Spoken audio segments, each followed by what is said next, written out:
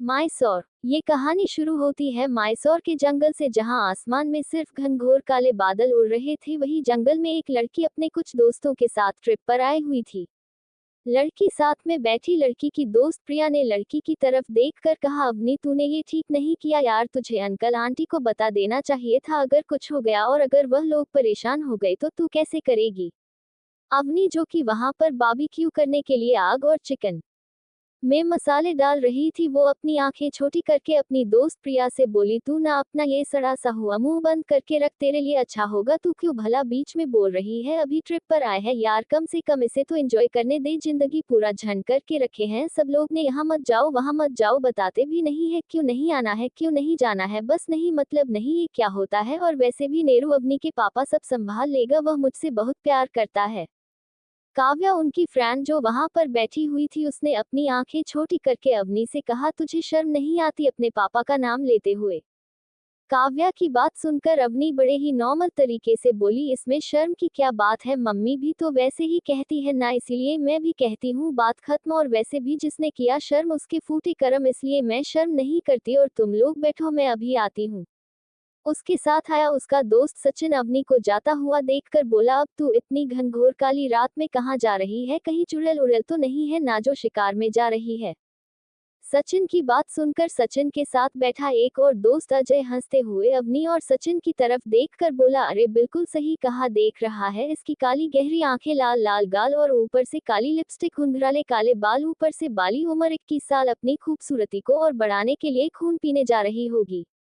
अवनी उन दोनों को अपनी आंखें छोटी करके घूरते हुए बोली, तुम दोनों अपना गटर जैसे मुंह का शटर बंद करके रखो, अब क्या आदमी हल्का होने भी ना जाए, लघु शंकर के लिए जा रही हूँ भाई, अब क्या वहां भी ना जाऊं। अवनी की बात सुनकर उसका बेस्ट फ्रेंड नितिन, जो कि उसका कजन भी था, अवनी की तरफ देखकर बोला, जा मेरी शेरनी जा, वरना यहाँ पर तू बाढ़ देगी और हम लोगों को डूब के नहीं मरना है, जा। नितिन की बात सुनकर के सभी दोस्त हंसते हैं, लेकिन अवनी सबको इग्नोर करके जंगल की तरफ चली जाती है। जब अवनी कैंप से थोड़ा दूर आती है, तभी उसे किसी की खुसफुसाहट की आवाज सुनाई देती है। उन आवाजों को सुनकर अवनी खुद से बोली, यह कैसी खुसफुसाहट है, और वो भी इस घने जंगल में।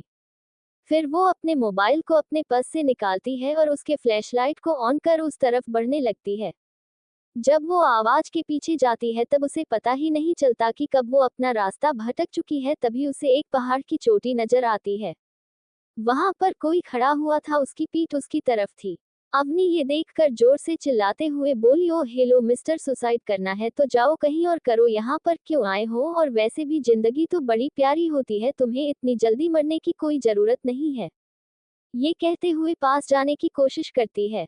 तभी उसके सामने एक भेड़िया आ जाता है और उसे देखकर गुर्राता है, जिसे देखकर अवनी की जान उसके हलक में अटक जाती है और वो बहुत जोर से चिल्लाती है, आ, और जैसे ही भागने के लिए पीछे पलटती है कि देखती है वो पूरे भेड़ियों से घिर चुकी थी। अवनी खुद से डर में कांपते हुए बोली, अवनी बेटा, अब तो तू गई काम से और आ घर से भागकर, अब तुझे कोई नहीं बचा सकता है, महाकाल मेरी रक्षा करना, और मैं आ रही हूँ आपके पास।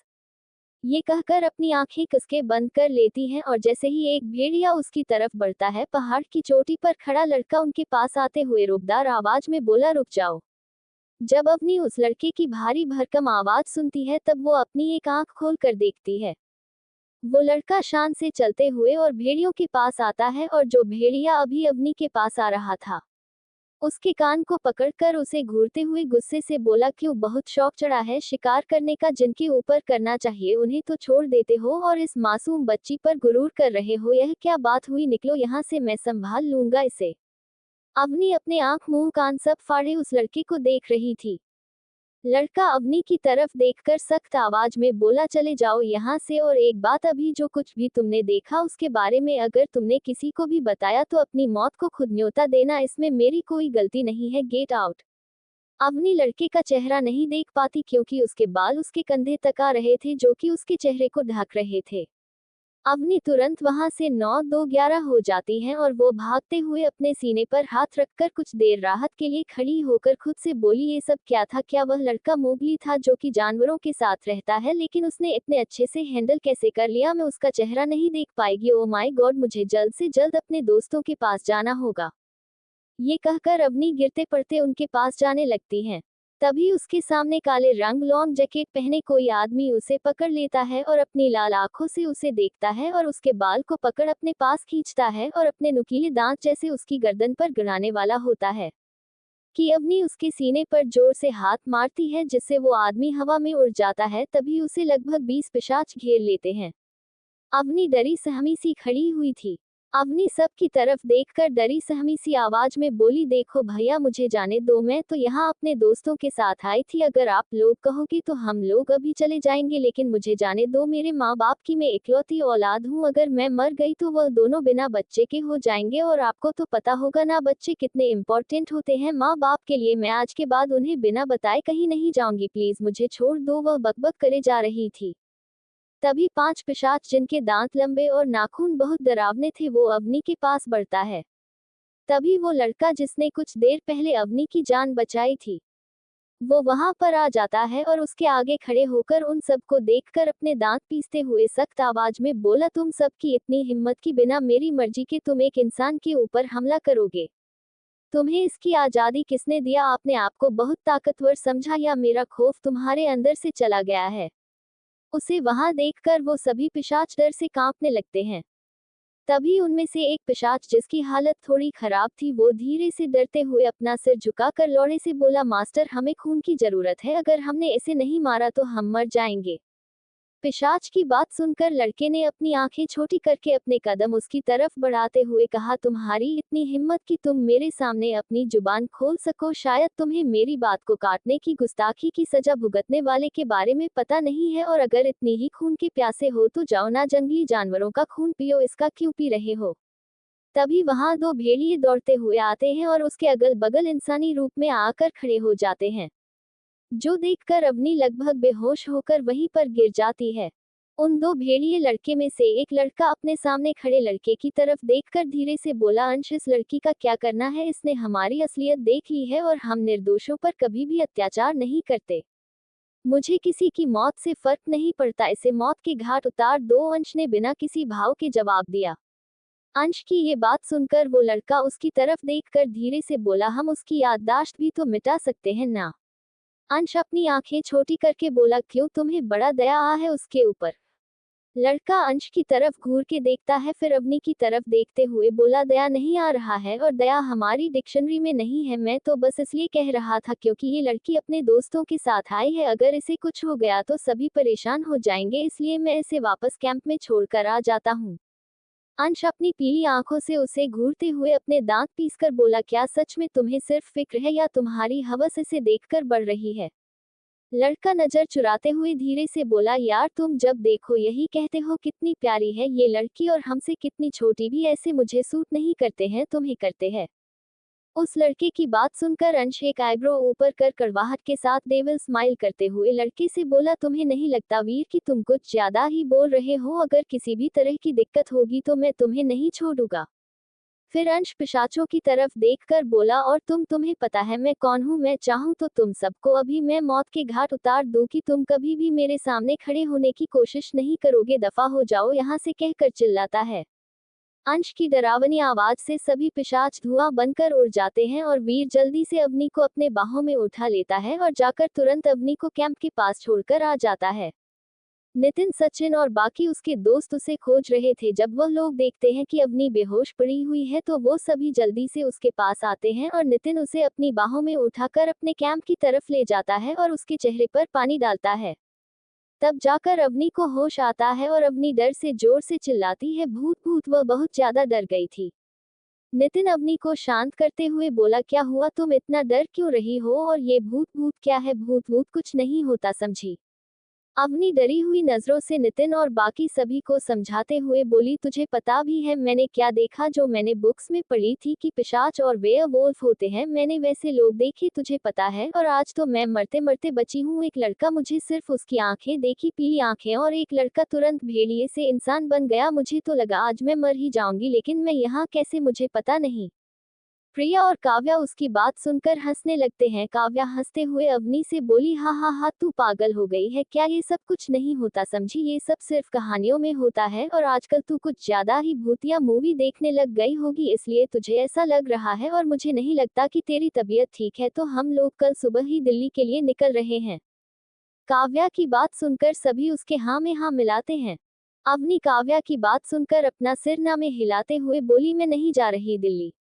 नितिन अवनी को देखकर अवनी से एरोगेंट आवाज में बोला, मैंने अंकल और आंटी को कॉल करके बता दिया है कि हम लोग कल दिल्ली आ रहे हैं, इसलिए कोई भी नाटक मत कर और तू शायद थक गई है, जा सो जा, तेरे पैर में चोट लगी है।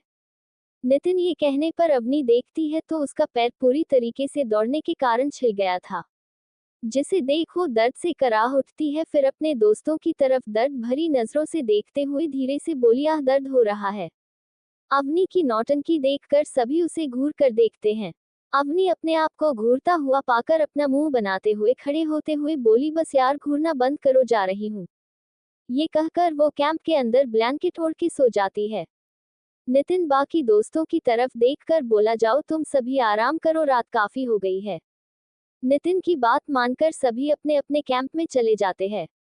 नितिन सभी के जाते ही अपना फोन निकाल किसी को कॉल करके समझाते हुए बोला, मैसूर में अवनी ने उन लोगों को देखा है, लगता है वो सब वापस आ रहे हैं और अवनी की जान को खतरा है।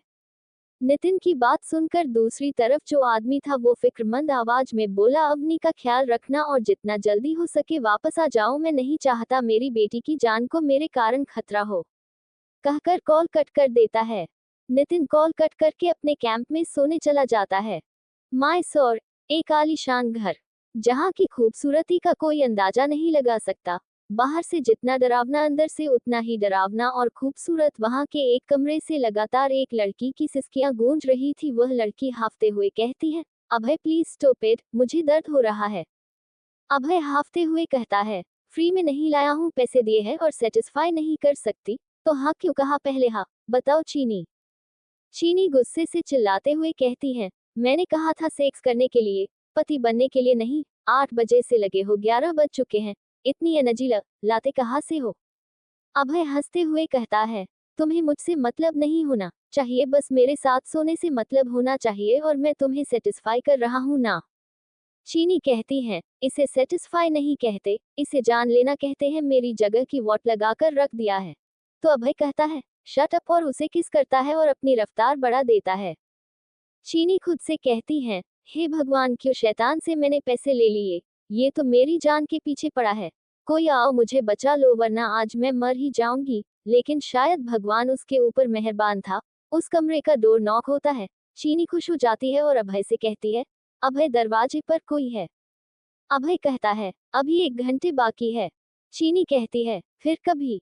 तो अभय कहता है, नहीं अभी मतलब अभी। तभी डोर पर फिर से नॉक होता है।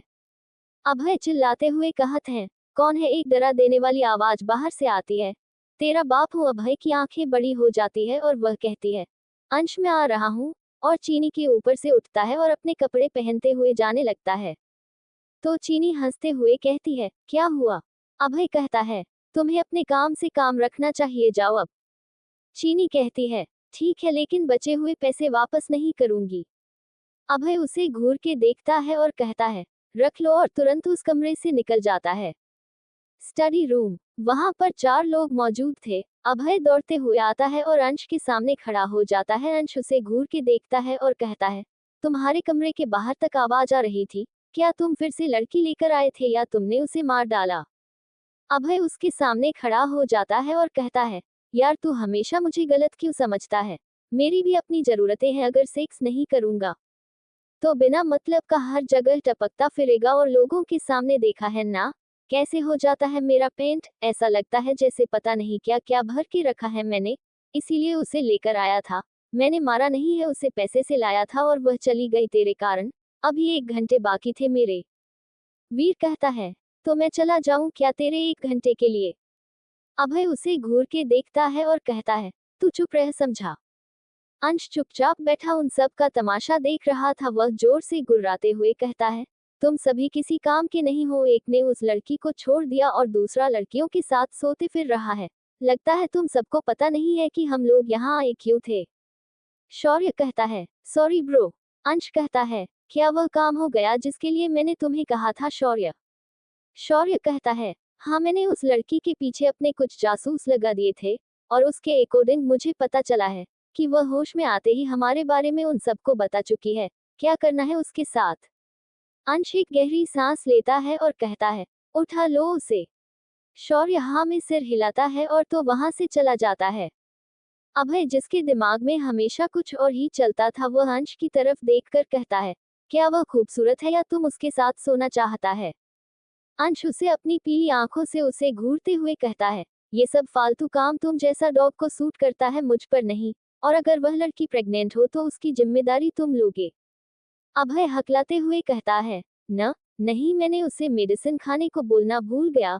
फिर जल्दी से कहता है, नहीं ऐसा नहीं होगा, वह प्रेग्नेंट नहीं होगी, मैंने कॉन्डोम यूज किया था।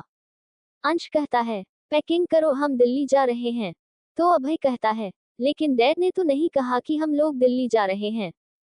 अंश उसकी तरफ देखकर कहता है, यह मेरी मर्जी है कि हम लोग कब जाएंगे और कब नहीं जाएंगे। मेरा जितना भी सब्र था वह सब टूट चुका है। 3 साल की उम्र से माँ बाप से दूर है। 4 साल से यहाँ पड़ा हुआ हूँ। अब मैं वापस दिल्ली जा रहा हूँ और तुम सभी जा रहे हो। इट्स माई फाइनल डिसीजन, और अंकल से कह देना कि मैं उनकी रिस्पेक्ट करता हूँ। ये कहकर वो वहां से चला जाता है। वीर एक गहरी सांस लेता है और अभय की तरफ देखकर कहता है, वैसे तू तेरे डैड की तरह है ना, मतलब जया बुआ से तेरी तरह वाइट बिहेव करता था, लेकिन अब देखा है कितना प्यार करते हैं। वह अभय उसकी तरफ देखता है और कहता है, तू अपना मुंह बंद करेगा? हर्ष बहुत अच्छा है, समझा? वीर कहता है, तू फिर से अपने डैड का नाम ले रहा है। अगर उन्हें पता चला तो इस बार पता नहीं वह क्या करेंगे। अभय कहता है, तू तो बड़ा शरीफ निकला। वीर कहता है, मतलब मैं समझा नहीं। अभय कहता है, मैंने सुना तूने उस लड़की को वापस उसके कैंप तक छोड़ने गया था। कहीं बीच रास्ते में कुछ ऐसा वैसा तो नहीं किया ना तूने? वीर उसे घूर के देखता है और कहता है, तेरी तरह नहीं हूँ, समझा? बिना मर्जी के किसी को नहीं छूता मैं। और एक बात, वह बच्ची है यार, कितनी प्यारी थी उसकी वह काली गहरी आंखें, उसका डरा हुआ चेहरा और उसका वह दूध जैसा गोरा बदन। वो लगभग 23 साल की थी। वीर अभय की तरफ देखते हुए कहता है, ये सब छोड़, जहां तक मुझे पता है तू तो कभी कॉन्डोम यूज करता नहीं, तो तूने अंश के सामने झूठ क्यों कहा? अभय कहता है, मरना है क्या मुझे? और वैसे भी वह लड़की के बहुत सारे कस्म हैं और वह पिल्स तो ले ही लेगी। लेकिन कोई नहीं, मैं उसे कॉल करके बोल दूंगा कि वह दवाएं ले ले। अगर नहीं लेगी और प्रेग्नेंट हुई तो वह जाने, मैंने पैसे दे दिए थे उसे। वीर कहता है, वैसे कितने पैसे दिए थे तूने उसे? अभय नजरें चुराते हुए कहता है, मैं उसे 5 घंटे के लिए लाया था, 5 लाख दिए थे। वीर उसकी तरफ देखकर हैरानी से कहता है, क्या 5 लाख? अबे का हम लोग इतने अच्छे दिखते हैं कि सारी लड़कियां हमारे आगे पीछे घूमती हैं। तुझे पता है ना, जब हम वेगास में थे तब सभी वहां की लड़कियां हमारे साथ सोने के लिए मरी जाती थी, और तू 5 लाख रुपए में एक लड़की को लेकर आ रहा है। अभय कहता है, तो क्या करूं? और वैसे भी तुझे तो पता है ना हम लोग कौन हैं। और देखना यह मेरी पर्पल आंखें कितनी अच्छी लगती हैं। वीर कहता है, तुझसे बात करना बेकार है, अब मैं चलता हूँ अपने लिए शिकार खोजने। ये कहकर वह वोल्फ बनके जंगल की तरफ चला जाता है। जंगल, सुबह का वक्त। सभी दोस्त अपना अपना कैंप को समेट रहे थे, क्योंकि सभी दिल्ली वापस आने के लिए निकल रहे थे। अवनी मुंह लटकाए हुए बैठी थी, क्योंकि उसे जाने का मन नहीं था। नितिन कहता है, फिर कभी चलेगे ना? चलो अभी, यह कहकर वह उसे अपनी गोद में उठाता है और गाड़ी में बैठा देता है। सभी दिल्ली के लिए निकल जाते हैं। इधर अंश, शौर्य, वीर, अभय और विमल, वह पांचों भी दिल्ली के लिए निकल चुके थे। अंश का अपना खुद का एक प्राइवेट जेट था। वीर उसकी तरफ देखकर कहता है कि हम सब कॉलेज अटेंड करेंगे। अंश उसकी तरफ देखता है और कहता है, मेरे मास्टर्स बाकी हैं, सोच रहा था दिल्ली में कर लूं या फिर ऑफिस ज्वाइन कर लेता हूं। अभय अंश से कहता है, वैसे अंश भाई, मैं एक सवाल पूछूं? अंश उसकी तरफ देखता है और कहता है, नहीं। अभय उसकी बात को इग्नोर कर कहता है, हम सभी तो बॉयज हॉस्टल में पढ़े हैं ना, तो हम दोनों को लड़कियों से बात करना बहुत अच्छे से आता है। लेकिन आप तीनों को लड़कियों से बात करना बिल्कुल नहीं आता, तो आप तीनों कैसे करोगे? अंश उसकी तरफ देखकर सरकास्टिक स्माइल करता है और कहता है, मेरी शक्ल पर तुझे बेवकूफ लिखा है। तुम लोगों की तरह मैं हवस का पुजारी नहीं हूँ, लेकिन एक बात है, जो लड़की मुझे पसंद आ जाए वह मेरे बेड तक आ ही जाती है। प्यार से हो चाहे जबरदस्ती, और बकवास बंद करो और चलो, ये कहकर वह अपनी आंखें बंद कर लेता है और पुरानी यादों में खो जाता है। दिल्ली। अयान का घर। अयान पूरे घर वालों के सामने बैठा हुआ था। अयान शौर्य वीर 3 साल के हो चुके थे। जिया का भी एक 2 साल का बेटा था जिनका नाम उन दोनों ने मिलकर अभय रखा था। पारुल और विवेक का बेटा विमल, वह भी 2.5 साल का था। सभी वहां पर बैठे हुए थे। अंश हमेशा की तरह चुपचाप और सबको घूरते हुए बैठा हुआ था। अयान अंश को अपनी गोद में लेता है और सबकी तरफ देखकर कहता है, मैंने और सना ने एक फैसला लिया है। सब उसकी तरफ देखते हैं। डैनियल कहता है, क्या बात है अयान, जो बोलना है खुलकर बोलो। अयान कहता है, हम 5 बच्चों को वेगास भेज रहे हैं। वहां पर यह अपनी सभी स्टडीज पूरी करेंगे और जब तक हम ना चाहे तब तक ये वापस नहीं आएंगे। अयान अयांश की तरफ देखता है। अयान उसे देखते हुए कहता है, तुम समझ रहे हो ना बेबी, तुम्हें मैंने सब चीजें समझा चुकी है, तुम्हें क्या करना है। अयांश अयान को देखता है और कहता है, ओके डैड। अयान कहता है, वहां पर मैंने तुम सभी का रहने का इंतजाम कर दिया है। तुम्हें वहां पर किसी भी तरीके की दिक्कत नहीं होगी। तुम्हें हर एक चीज वहां पर सिखाया जाएगा और तुम 5 अपनी असलियत कभी नहीं भूलोगे और ना ही अपने असली रूप में आओगे। अपने गुस्से को कंट्रोल करना। और अयांश तुम्हें मैं अभी से समझा रहा हूँ, कोई दिक्कत नहीं होनी चाहिए। सना अयान के पास जाती है और कहती है, तुम्हारी हिम्मत कैसे हुई मेरे बेटे को धमकी देने की। तुम्हें पता है ना, मेरा बेटा बहुत समझदार है, वह ऐसी कोई गलती नहीं करेगा। अयान सना की तरफ देखता है, फिर अयांश को देखकर कहता है, तुम्हारी माँ बोल रही है इसलिए यकीन कर लेता हूँ, वरना तुम्हारे लक्षण देखकर तो नहीं लगता 3 साल के होने और 23 साल के आदमी की तरह बिहेव करते हो। अंश अयान को देखकर सरकास्टिकली स्माइल करता है और कहता है, क्यों डैड, आपको जलन होती है कि लड़कियां मुझ पर ज्यादा अट्रैक्ट होती हैं। आपको छोड़कर। उसकी बात सुनकर वहां खड़े सभी लोग हैरानी से उसे देखते हैं। तो अयान कहता है, उल्लू के पट्टे, तेरा ही बाप हूँ, लड़कियां मरती है मुझ पर। अभी भी अयांश एक गहरी सांस लेता है और कहता है, कमोन डैड, छोटा हूँ लेकिन बहुत समझदार हूँ मैं, और देखिएगा एक दिन में इतना बड़ा मुकाम तय करूंगा कि पूरी दुनिया सिर्फ मेरे नाम से काम उठेगी। झुकेंगे सब मेरे सामने जैसे अभी आपके सामने झुकते हैं। उसकी बात सुनकर सभी मुस्कुरा देते हैं। तो अयान कहता है, कल तुम सब यहाँ से निकल रहे हो, ओके अब मैं चलता हूँ। ये कहकर वह अपने कमरे में चला जाता है।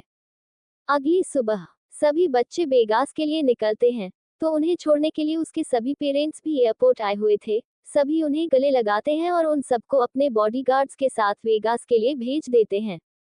अचानक अंश की नींद खुलती है। वह देखता है कि अभय उसे जगा रहा था। अंश उसे देखकर कहता है, हम लोग पहुंच गए क्या। अभय कहता है, अपने सपनों की रानी को अपने सपने में ही रख और चल यहाँ से, या फिर कोई फ्लाइट अटेंडेंट को बुला दूं तेरे साथ एंजॉय करने के लिए।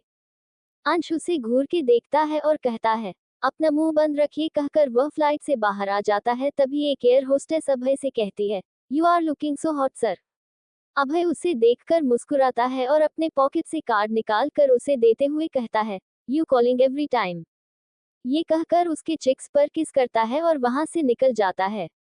जब वह 5 फ्लाइट से बाहर आते हैं तो देखते हैं वहां पर 3 गाड़ियां पहले से ही हैं, जिनमें से 2 में बॉडीगार्ड्स बैठे हुए हैं और एक जो एसयूवी था वह उनके लिए था। वह 5 उसमें जाकर बैठ जाते हैं। आयांश अपने लैपटॉप को निकालता है और उसमें अपनी कंपनी के शेयर्स चेक करने लगता है। फिर शौर्य की तरफ देखकर कहता है, कुछ पता चला उस लड़की के बारे में। शौर्य कहता है, हाँ पता चला है। उसका नाम अवनी सचदेवा और वो एक कॉलेज स्टूडेंट है और उसे अनाथालय से गोद लिया गया था क्योंकि बचपन में ही उसके माँ बाप मर चुके थे। लेकिन उसे इस बारे में पता नहीं है क्योंकि वह उस समय से 1 साल की थी, इसलिए वह मिस्टर नरेश सचदेवा को बाप और उसकी वाइफ गौरी सचदेवा को अपनी माँ मानती है। अंश कहता है, 1 मिनट, कौन नरेश सचदेवा। शौर्य कहता है, वही जिसने डैड और अंकल पर जानलेवा हमला किया था, जिसके कारण हमने तुम्हारे भाई और मेरी बहन को खोया था। अंश शौर्य की तरफ देखकर कहता है, मुझे वो लड़की चाहिए। उसके कहने पर शौर्य हाँ में सिर हिलाता है। कुछ देर बाद वो सभी राठौर मेंशन पहुंच जाते हैं। जब अंश और वह चारों घर के अंदर पहुंचते हैं तो देखते हैं वहां पर हॉल में सना बैठी हुई थी। जैसे ही सना की नजर अयांश पर पड़ती है वह दौड़ते हुए जाती है और उसके गले लग जाती है। आयांश एक हाथ से उसके पीठ को सहलाता है और कहता है, माँ। सना नम आंखों से उसे देखती है और कहती है, कितना बार कहा था तुम्हें आ जाओ लेकिन तुम नहीं आए। वेगस से मैसूर चले गए, ऐसा क्यों किया तुमने। तुम्हें पता है ना हमें कितनी जरूरत थी उस समय तुम्हारी। अयांश कहता है, आप लोगों ने ही तो कहा था पावरफुल बनकर आना, इसीलिए नहीं आया, अब आया हूँ ना सबसे हिसाब बराबर करने। मैं थक गया हूँ, मुझे आराम की जरूरत है, ये कहकर वह अपने कमरे में चला जाता है। बाकी सभी एक दूसरे की शक्ल देखते हैं और सना की तरफ देखकर कहते हैं, आंटी हम सब भी अपने घर जा रहे हैं, ये कहकर तीनों वह से चले जाते हैं और विमल अपने कमरे की तरफ चला जाता है। सना बेचारा सा मुंह बनाकर सबकी तरफ देखती है और उस घर को देखते हुए कहती है, कितनी अकेली हो गई हूं मैं। तभी अयान पीछे से उसे गले लगाते हुए कहता है, कैसे अकेली हो गई हो, मुझे भी बताओ। सना उसकी तरफ पलटती है और उसके पेट पर मारते हुए कहती है, सब तुम्हारे कारण हुआ है, अगर मेरे बेटे को वहां नहीं भेजते तो वह इतना निर्दयी नहीं होता, उसे तमीज भी नहीं है लड़कियों से बात करने का, कम से कम माँ से तो बात करता है अच्छे से, लेकिन नहीं, वह तो तुम्हारे से भी ज्यादा बदतमीज है। अयान कहता है, शर्म नहीं आती पति को मारते हुए, और एक बात, मैंने उसकी भलाई के लिए भेजा था और मुझे क्या पता था कि वह ऐसा बनकर आएगा, मुझे ना उसे girls and boys combination hostel में डालना था, उसे लड़कियों की जरा भी इज्जत नहीं है, पता नहीं कैसा रहेगा लड़का। मेरी प्यारी बीवी गुस्सा मत हो और जाओ, क्योंकि कॉल आया था, तुम्हें तो बड़ा मॉडलिंग का शौक है ना, आज तुम्हारा लाइव इंटरव्यू है जिसके लिए कॉल आया था। सना अपने सिर पर हाथ रखते हुए कहती है, अरे हाँ मैं तो भूल ही गई थी, अच्छा मैं चलती हूँ, ये कहकर वह चली जाती है। आयांश के कमरे की ओर चला जाता है। अयान आयांश के कमरे के पास पहुंचता है तो देखता है उसका कमरा आधा खुला हुआ था, वह अंदर जाता है तो देखता है आयांश अपने लैपटॉप में लगा हुआ था। अयान कहता है, और मेरे शेर कैसा रहा तुम्हारा शिकार। उसके ये कहने पर आयांश अयान को अपनी गहरी आंखों से देखता है और कहता है, मैंने उसकी बेटी को अपने पास रखने का डिसीजन लिया है, वह तड़पेगा पल पल जैसे मैं तड़पा था डैड। मैंने अपना खुद का अंपायर खड़ा कर लिया है, और एक बात, मैं राठौर इंडस्ट्री ज्वाइन करना चाहता हूँ, लेकिन अपने इंडस्ट्री में कोलैबोरेशन नहीं चाहता। मैं नहीं चाहता कि दोनों एक साथ मिले, जिस नाम से मेरी हिल इंडस्ट्री चल रही है उसी नाम से ही वह चलेगी। अयान कहता है, ठीक है मुझे कोई प्रॉब्लम नहीं है, और मैं भी सोच रहा था कि तुम्हें वहां का सीईओ बना ही दूं, वैसे विमल कहाँ चला गया। आयांश उसकी तरफ देखता है और कहता है, मेरी तरह सन्यासी नहीं है वह, चारों जो कि एक ही लड़की के साथ रहेंगे गए होंगे अपने लिए तलाशने। अयान तरफ देखता है और कहता है, तुम हमेशा उसे गलत ही क्यों समझते हो। अयांश कहता है, मैं गलत किसी को नहीं समझता डैड, बस मुझे किसी के ऊपर विश्वास नहीं है, मैं सिर्फ अपने आप से मतलब रखता हूँ, दुनिया से नहीं। ओके अब मैं चलता हूँ, क्योंकि मैं यहाँ पर सिर्फ आप सबको बताने आया था कि मैं वापस आ गया हूँ, मैं वापस जा रहा हूँ अपने हेल में, ये कहकर वह चला जाता है। अयान उसे देखकर एक गहरी सांस लेता है और खुद से कहता है, इतना बदल जाएगा यह नहीं पता था, वरना भेजता ही नहीं तुझे। हिल मेंशन। जब अयांश वहां आता है तो देखता है वह जगह पूरी तरीके से अंधेरे में लिपटी हुई थी, सिर्फ पीले रंग की एक डिम लाइट उसके कमरे में जल रही थी, बाकी हर जगह मोमबत्तियां और पीली लाइट लगी हुई थी। उसका घर ब्राउन और ब्लैक कलर के कॉम्बिनेशन में सजा हुआ था, वह सच में एक खेल ही था, नर्क की तरह। जब वह अपने कमरे में देखता है तो एक लड़की वहां पर पड़ी हुई थी, उसे देखकर उसकी आंखें सिकुड़ जाती हैं और वह चल के बेड के पास जाता है, फिर जोर से चिल्लाता है, बैंड। उसकी यह बात सुनकर वहां पर एक आदमी दौड़ते हुए आता है और कहता है, यश मास्टर। अंश उसे अपनी पीली आंखों से घूरते हुए कहता है, ये यहाँ क्या कर रही है। बेन हकलाते हुए कहता है, मास्टर सॉरी, और शौर्य सर ने इसे यहाँ भिजवाया है, तो मैंने इसे आपके कमरे में रख दिया। अंश कहता है, इसे उठाकर फेंको यहाँ से, आइंदा से अगर मेरे कमरे में कोई भी नजर आया तो मैं तुम्हें ज्वालामुखी में फिकवा दूंगा। उसकी बात सुनकर बैन डरते हुए उस लड़की को अपनी गोद में उठाता है और वहां से चला जाता है। उस लड़की को अंश के कमरे के बाजू वाले कमरे में बैन छोड़ देता है। इधर अंश अपने कमरे में एक गहरी सांस लेता है और फिर शावर लेने बाथरूम में चला जाता है। जब वह शावर लेकर बाहर आता है तो वह अपने कमरे के बाजू वाले कमरे में चला जाता है तो देखता है अपनी बेड पर सिकुड़ पर सोई हुई थी। वह उसके पास जाता है, उसकी नजर उसके हाथ में पड़े निशान पर जाती है। वह उसे अपनी आंखें छोटी करके देखता है और उसके हाथ को पकड़ अपने सामने रखता है। उसे थोड़ी हैरानी होती है क्योंकि उसके हाथ में जैसे विंग्स के निशान थे, वैसे ही आधा निशान उस लड़की के हाथ में था। अंश उसे देखते हुए कहता है, कौन हो तुम, तुम्हें देखकर ऐसा लगता है जैसे तुम्हारा और मेरा बहुत गहरा रिश्ता है। फिर वह थोड़ा उसके करीब जाता है और सूंघते हुए कहता है, ये खुशबू मुझे हमेशा तुम्हारे पास क्यों खींच लाती है। फिर अचानक उसके गले को कस के पकड़ लेता है और वही टेबल के पास रखे पानी को उसके मुंह में उड़ेल देता है, जिससे अवनी चिल्लाते हुए उठ जाती है, बाढ़ आया, मुझे बचा लो, मैं डूब जाऊंगी। तभी उसकी नजर आयांश पर पड़ती है। वह उसे देखकर कहती है, तुम कौन हो? फिर आसपास देखती है और वह डर जाती है और कहती है, ये कौन सी जगह है? अंश उसे देखकर मुस्कुराता है और कहता है, welcome my hill sweetheart. Avni उसे गौर से देखती है और कहती है, तुम तो वही लड़के हो ना जिसने मुझे बचाया था, तुम्हारी आंखें। अंश उसके पास जाता है और उसके जबड़े को अपने हाथ में कस के पकड़ते हुए कहता है, मैंने तुमसे कहा था, जो भी तुमने देखा वह किसी को मत बताना, लेकिन तुम्हें लगा मैं सिर्फ खोखली धमकियां देता हूँ और तुमने मेरी बात को सीरियसली नहीं लिया। इसकी सजा तुम्हें जरूर मिलेगी, जरूर मिलेगी। अवनी डर से कांपने लगती है और वह उसे देखते हुए कहती है, तुम देविल हो, तुम शैतान है, तुम मुझे क्यों लेकर आए हो? कहते हो गए उसकी आंखों से आंसू निकल जाते हैं। अंश उसके आंसू को देखकर और भड़क जाता है और उसके बाल को पकड़ते हुए कहता है, अपना ये रोना गाना बंद करो, क्योंकि मुझे रोने वाले लोग बिल्कुल पसंद नहीं। I hate tears you GOATed. और एक बात, अब तुम्हें जिंदगी भर यही रहना है, इसलिए आदत डाल लो और अपना ये बचकानापन छोड़ दो, वही तुम्हारे लिए अच्छा होगा। अवनी उसे धक्का देते हुए कहती है, दूर रहो मुझसे, तुम बहुत बुरे हो। लीव माई हैंड एंड मुझे जाने दो, तुम्हारे लिए अच्छा होगा, वरना मेरे डैड तुम्हें जिंदा नहीं छोड़ेंगे। अंश उसे अपनी पीली आंखों से घूरते हुए कहता है, डरता तो मैं अपने बाप से भी नहीं हूँ, और एक बात, अगर तुमने अपनी ये तोते जैसी जबान बंद करके नहीं रखी तो मैं इसे तुरंत बंद कर दूंगा, क्योंकि मुझे ज्यादा शोर करने वाली चीजें पसंद नहीं है, समझी? अवनी चिल्ला कर रोती है, तुम बहुत बुरे हो, तुम मेरे ऊपर चिल्ला रहे हो। अंश उसके बाजू को कस के पकड़ता है और कहता है, मैंने कहा ना, मुझे रोने वाले लोग बिल्कुल पसंद नहीं, और लगता है तुम्हें मेरा डर नहीं है, या फिर तुम्हें डराना होगा। हाँ, ये कहकर वह अपने शर्ट के बटन खोलने लगता है, जिसे देखकर अवनी चिल्लाते हुए कहती है, ये तुम क्या कर रहे हो? दूर रहना मुझसे।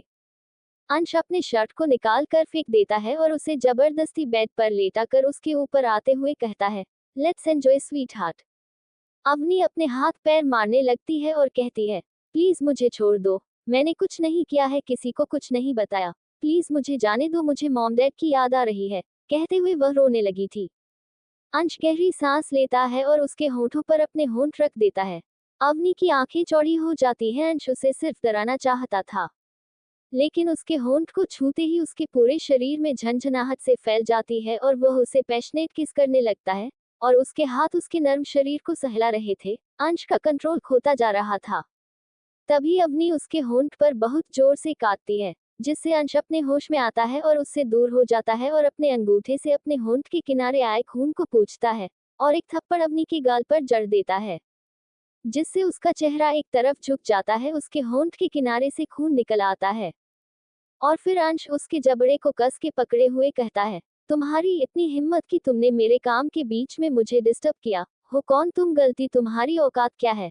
तुमने मेरी दुनिया में कदम रखा, तुम्हें क्या जरूरत थी हाँ अपने दोस्तों को मेरे बारे में बताने की? न तुम बताती, न ही आज पुलिस मीडिया सब हमारे पीछे पड़े होते, और न ही मैं तुम्हें यहाँ लेकर आता। अब तुम जिंदगी भर यही रहोगी, समझी? ये कहकर वहां से चला जाता है। अवनी डर से कांप रही थी। सचदेवा मेंशन। नरेश सचदेवा वहां पर बैठा हुआ था और नितिन और उसके सभी दोस्त वहां पर सिर झुकाकर खड़े हुए थे। नरेश चिल्लाते हुए कहता है, तुमसे इतनी बड़ी गलती कैसे हो सकती है नितिन? मैंने तुम्हें कल ही कहा था उसकी जान को खतरा है, और तुमने इतना केयरलेस बिहेव क्यों किया? पता नहीं कहाँ होगी मेरी बच्ची। गौरी सचदेवा का रो रो कर बुरा हाल हो गया था, वह अवनी से बहुत प्यार करती थी। नितिन कहता है, बट अंकल हम सभी दिल्ली पहुंच चुके थे, हम सभी रेस्टोरेंट में खाना खा रहे थे, तब वह बाथरूम जा रही हूँ बोलकर गई, उसके बाद वापस ही नहीं आए। हमने कितने समय तक उसका इंतजार किया और हर जगह उसकी तलाश भी की, लेकिन वह हमें कहीं नहीं मिली। नरेश कहता है, अच्छा। फिर वह बाकी लोगों की तरफ देखकर कहता है, आप सब लोग जाए, और अगर अवनी का कहीं भी कुछ भी पता चले तो मुझे कांटेक्ट करना। उसके ये कहने पर उसके बाकी दोस्त चले जाते हैं। गौरी नरेश के पास आती है और उसका कलर पकड़ते हुए कहती है, ये सब आपके कारण हो रहा है, अगर आप ये सब नहीं करते तो आज हमारी बेटी हमारे साथ होती है, आप ही के कारण वह हमसे दूर गई है। अगर उसे कुछ भी हुआ तो मैं आपको कभी माफ नहीं करूंगी, याद रखना। ये कहकर वहां से चली जाती है। नरेश नितिन के साथ स्टडी रूम में जाता है और कहता है, कुछ पता चला उसके बारे में? तो नितिन कहता है, अंकल मैंने वहां पर पहले ही अपने कुछ लोगों को और पुलिस मीडिया को भी इस बारे में बता दिया था। उन दिनों वहां पर बहुत से लोग मर रहे थे और गायब हो रहे थे, जिस कारण मैं वहां पर ट्रिप के लिए गया था, लेकिन मुझे यह नहीं लगा था कि अवनी मेरे साथ जाने की जिद करेगी। मजबूरन मुझे उसे लेकर जाना पड़ा, लेकिन मुझे यह नहीं पता था कि यह सब हो जाएगा। मुझे माफ कर दीजिए अंकल, मेरे कारण अवनी को ये सब चीज टॉलरेट करना पड़ रहा है। नरेश कहता है, हो ना हो इसके पीछे उस राठौर का ही हाथ है। अगर उसने मेरी बेटी के साथ कुछ भी किया तो मैं उसे जिंदा नहीं छोड़ूंगा। वह हमारी तरह नहीं है, वह एक नॉर्मल इंसान है। अगर उसे हम सब की सच्चाई पता चल गई तो वह हमें कभी नहीं अपनाएगी। नितिन कहता है, नहीं अंकल ऐसा कुछ नहीं होगा। तभी उस घर का डोर बेल बजता है। एक नौकर जाकर दरवाजा खुलता है तो उसके सामने एक डिलीवरी बॉय खड़ा हुआ था। वह लड़का उस नौकर से कहता है, यह मिस्टर नरेश सचदेवा के लिए एक लेटर है। तो वह नौकर उसमें साइन करता है और स्टडी रूम में जाकर नरेश को वह लेटर देते हुए कहता है, मालिक एक डिलीवरी बॉय आया था, ये लेटर आपके लिए छोड़ कर गया है। नरेश उस लेटर को लेकर उस आदमी को जाने के लिए कहता है तो वह सिर झुकाकर वहां से चला जाता है। नरेश उस लेटर को खोलता है तो उसमें लिखा हुआ था, dad I am sorry and I miss you. आपको पता है ना, मुझे बाहर की दुनिया देखना बहुत पसंद है और मैंने आपको बहुत ज्यादा परेशान कर लिया और मैं एक लड़के से बहुत प्यार करती हूँ। मैं उसके साथ जा रही हूँ। डैड आप मुझे प्लीज खोजने की कोशिश मत कीजिएगा। जब मेरा मन करेगा मैं खुद आ जाऊंगी। तब तक के लिए प्लीज डैड आप नाराज मत होना। आई लव यू आपकी अनी। इस लेटर को पढ़कर नरेश गुस्से से उसे फाड़ते हुए कहता है, ये हो ही नहीं सकता। अवनी कभी हमसे दूर नहीं जा सकती। अगर ऐसी कोई बात होती तो वह खुद मेरे पास आती, इस तरह मुझे लेटर नहीं भेजती। यह जरूर किसी की साजिश है। मुझे अवनी को खोजना होगा इससे पहले कि उसकी जान को खतरा हो। नितिन अपने अंकल को समझाते हुए कहता है, बट अंकल हो सकता है, क्योंकि अक्सर अवनी हमें किसी भी बारे में बाद में बताती है। इस बार भी क्या पता। वह इतना ही कह पाया था कि नरेश चिल्लाते हुए कहता है, तुम्हारे कहने का मतलब क्या है नितिन? अवनी ऐसी लड़की बिल्कुल नहीं है। आज तक उसने एक बॉयफ्रेंड भी नहीं बनाया और तुम कहते हो कि अचानक कोई लड़का आएगा और वह उसके साथ चली जाएगी। तुम तो उसके साथ हमेशा उसकी परछाई बनकर रहते हो। तो तुम्हें नहीं पता कि वह किससे बात करती है, किसके साथ आती जाती है, और तुम बेवकूफ तरह बातें कर रहे हो। नितिन चुप हो जाता है क्योंकि उसे पता था अवनी ऐसा काम कभी नहीं करेगी और वह हाँ में सिर हिलाता है और कहता है, ठीक है अंकल, मैं अवनी के बारे में पता लगाता हूँ। ये कहकर वहां से चला जाता है। नरेश किसी को कॉल करता है और कहता है, तुम्हारे कहने पर मैंने वह सब कुछ किया था, लेकिन देखो आज मेरी बेटी इन सब में सफर कर रही है। अगर उसे कुछ भी हुआ तो मैं तुम लोगों को बर्बाद करने में एक समय भी नहीं सोचूंगा। इतने पुराने राज जो मैंने दफन करके रखा है वह सभी में जाकर उन राठौर को बता दूंगा। दूसरी तरफ से एक औरत हंसते हुए कहती है, क्या तुम मुझे धमकी दे रहे हो? और तुम्हारी इन खोखली धमकियों से मैं नहीं डरती समझे। ये कहकर वह कॉल कट कर देती है। नरेश वहीं पर अपना सिर पकड़कर बैठ जाता है और कहता है, मुझे वह करना ही नहीं चाहिए था। मुझे इस शैतान खोपड़ी औरत की बात माननी ही नहीं थी। हिल मेंशन। अवनी अपने फटे हुए कपड़े को देख रही थी, उसकी आंखों से आंसू निकल रहा था। वह सिसकते हुए कहती है, डैड आई मिस यू। मुझे आपको बिना बताए कहीं नहीं जाना चाहिए था। मुझसे बहुत बड़ी गलती हो गई। देखो आज मैं कहाँ फंस गई हूँ। ये जगह नर्क की तरह है। वह आदमी बहुत बुरा है। तभी एक लड़की वहां पर आती है और अवनी को खाने की प्लेट देते हुए कहती है, और मैडम ये लो खाना और खा लो, वरना इतनी पतली हो कि बॉस अगर तुम्हारे ऊपर चढ़ गए ना तो तुम दबकर मर जाओगी। अवनी उसकी तरफ देखती है। उस लड़की की आंखें पीली थी। वह कहती है, तुम सबकी आंखें पीली क्यों हैं? और एक बात, तुम्हारा बॉस मेरा कुछ नहीं बिगाड़ सकता समझी। वह लड़की हंसते हुए कहती है, मेरा बॉस किसका क्या बिगाड़ सकता है वह तुम्हें नहीं पता, इसलिए चुप रहो। और अपुन कह रहा है ना, तेरे लिए खाना लेकर आया है, मैं चुपचाप खा और सो जा। उसकी बात सुनकर अवनी उसे देखती है और कहती है, तुम ये लड़कों की तरह क्यों बात कर रही हो और तुम्हारा नाम क्या है? तभी उसे किसी के दहाड़ने की आवाज सुनाई देती है। जब उस तरफ देखती है तो वहां पर एक काले रंग का लेपर्ड उसे अपनी हरी आंखों से घूर रहा था। उसे देखकर वह बहुत जोर से चिल्लाती है। अवनी के चिल्लाने पर वह लड़की कहती है, चिल्लाओ मत, किंग को चिल्लाने वाले लोग पसंद नहीं है और ये तुम्हें कुछ नहीं करेगा जब तक कि अपुन इससे नहीं कहेगा। उसके कहने पर किंग उसे अपनी हरी आंखों से घूर के देखता है और बहुत जोर से दहाड़ता है, जिससे एक पल के लिए वह लड़की भी डर जाती है।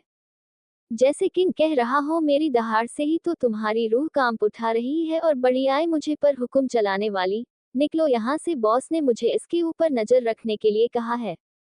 वह लड़की किंग को घूर के देखती है और कहती है, अरे बिडू, मैं तो इसे सिर्फ खाना खिलाने आई थी, तू काय को इतना चिल्ला रहा है।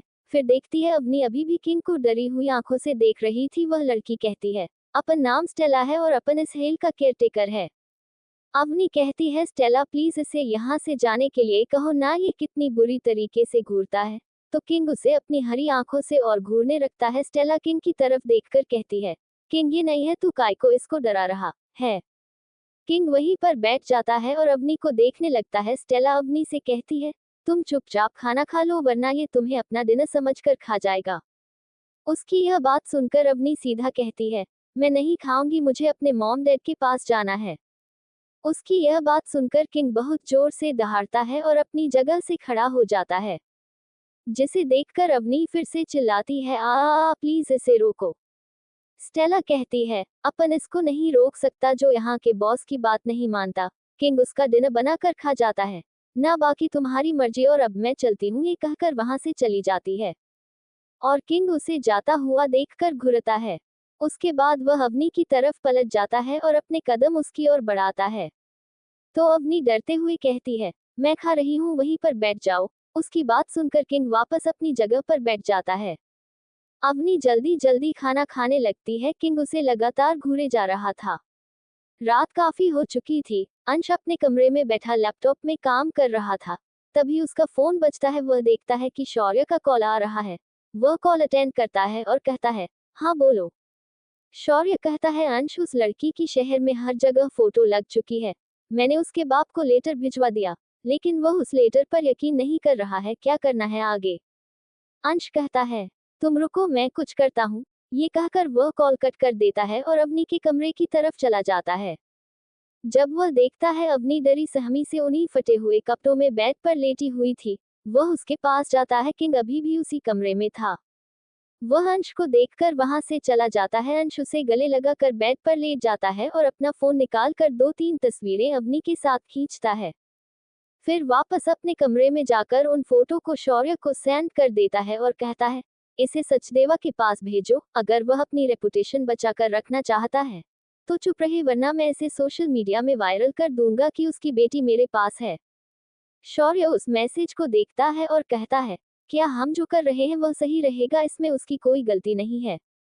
अंश कहता है, इस लड़की की सिर्फ ये गलती है कि यह नरेश सचदेवा की भले ही अडॉप्टेड बेटी है, लेकिन है इसकी सजा इसे जरूर मिलेगी और मैं कल ऑफिस आ रहा हूँ। गुड नाइट, ये कहकर अपना मोबाइल ऑफ करके सो जाता है। इधर शौर्य उस फोटोज को अच्छे से एडिट करके अंश का चेहरा छिपा देता है और अवनी की फोटोज नरेश के पास सेंड करते हुए एक मैसेज टाइप करता है, मिस्टर सचदेवा, अगर आप चाहते हैं कि आपकी रेपुटेशन बरकरार रहे तो आपके लिए अच्छा होगा कि आप ये सब एफर्ट्स करना बंद कर दीजिए, वरना आपकी इज्जत उछालने में हमें एक सेकंड का भी वक्त नहीं लगेगा। नरेश, जो कि पहले से ही परेशान था, वह उस मैसेज को देखता है तो वह और परेशान हो जाता है। फिर वह उस नंबर पर तुरंत कॉल करता है, लेकिन शौर्य का फोन ऑफ आ रहा था। नरेश गुस्से से अपना फोन जमीन पर पटक देता है और खुद से कहता है, ऐसे कैसे जाने दूं अपनी बेटी को, और ये लड़का है कौन, मुझे पता लगाना होगा।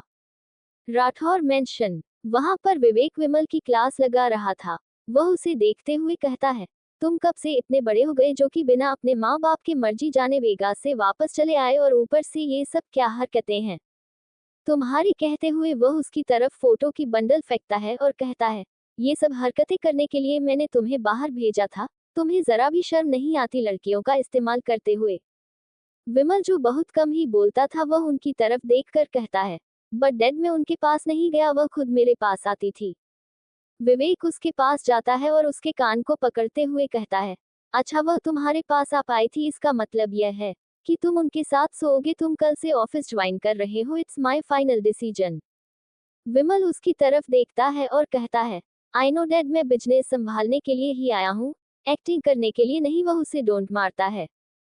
पारुल, जो वहां पर बैठी हुई थी, अचानक उसकी हंसी छूट जाती है। विवेक उसे घूर कर देखता है, फिर विमल की तरफ देखकर कहता है, तेरी जबान कुछ ज्यादा ही नहीं चल रही।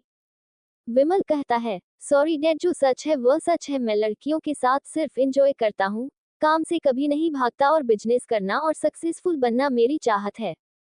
मैं अंश भाई की तरह बनना चाहता हूँ, अपने ऊपर डिपेंडेंट, दूसरे के ऊपर नहीं। ये कहकर वो अपने कमरे में चला जाता है। पारुल विवेक के पास आती है और उसके कंधे पर हाथ रखते हुए कहती है, तुम इतनी फिक्र मत किया करो, हमारा बेटा बहुत समझदार है। देखा तुमने, वह खुद बिजनेस में कदम रखना चाहता है।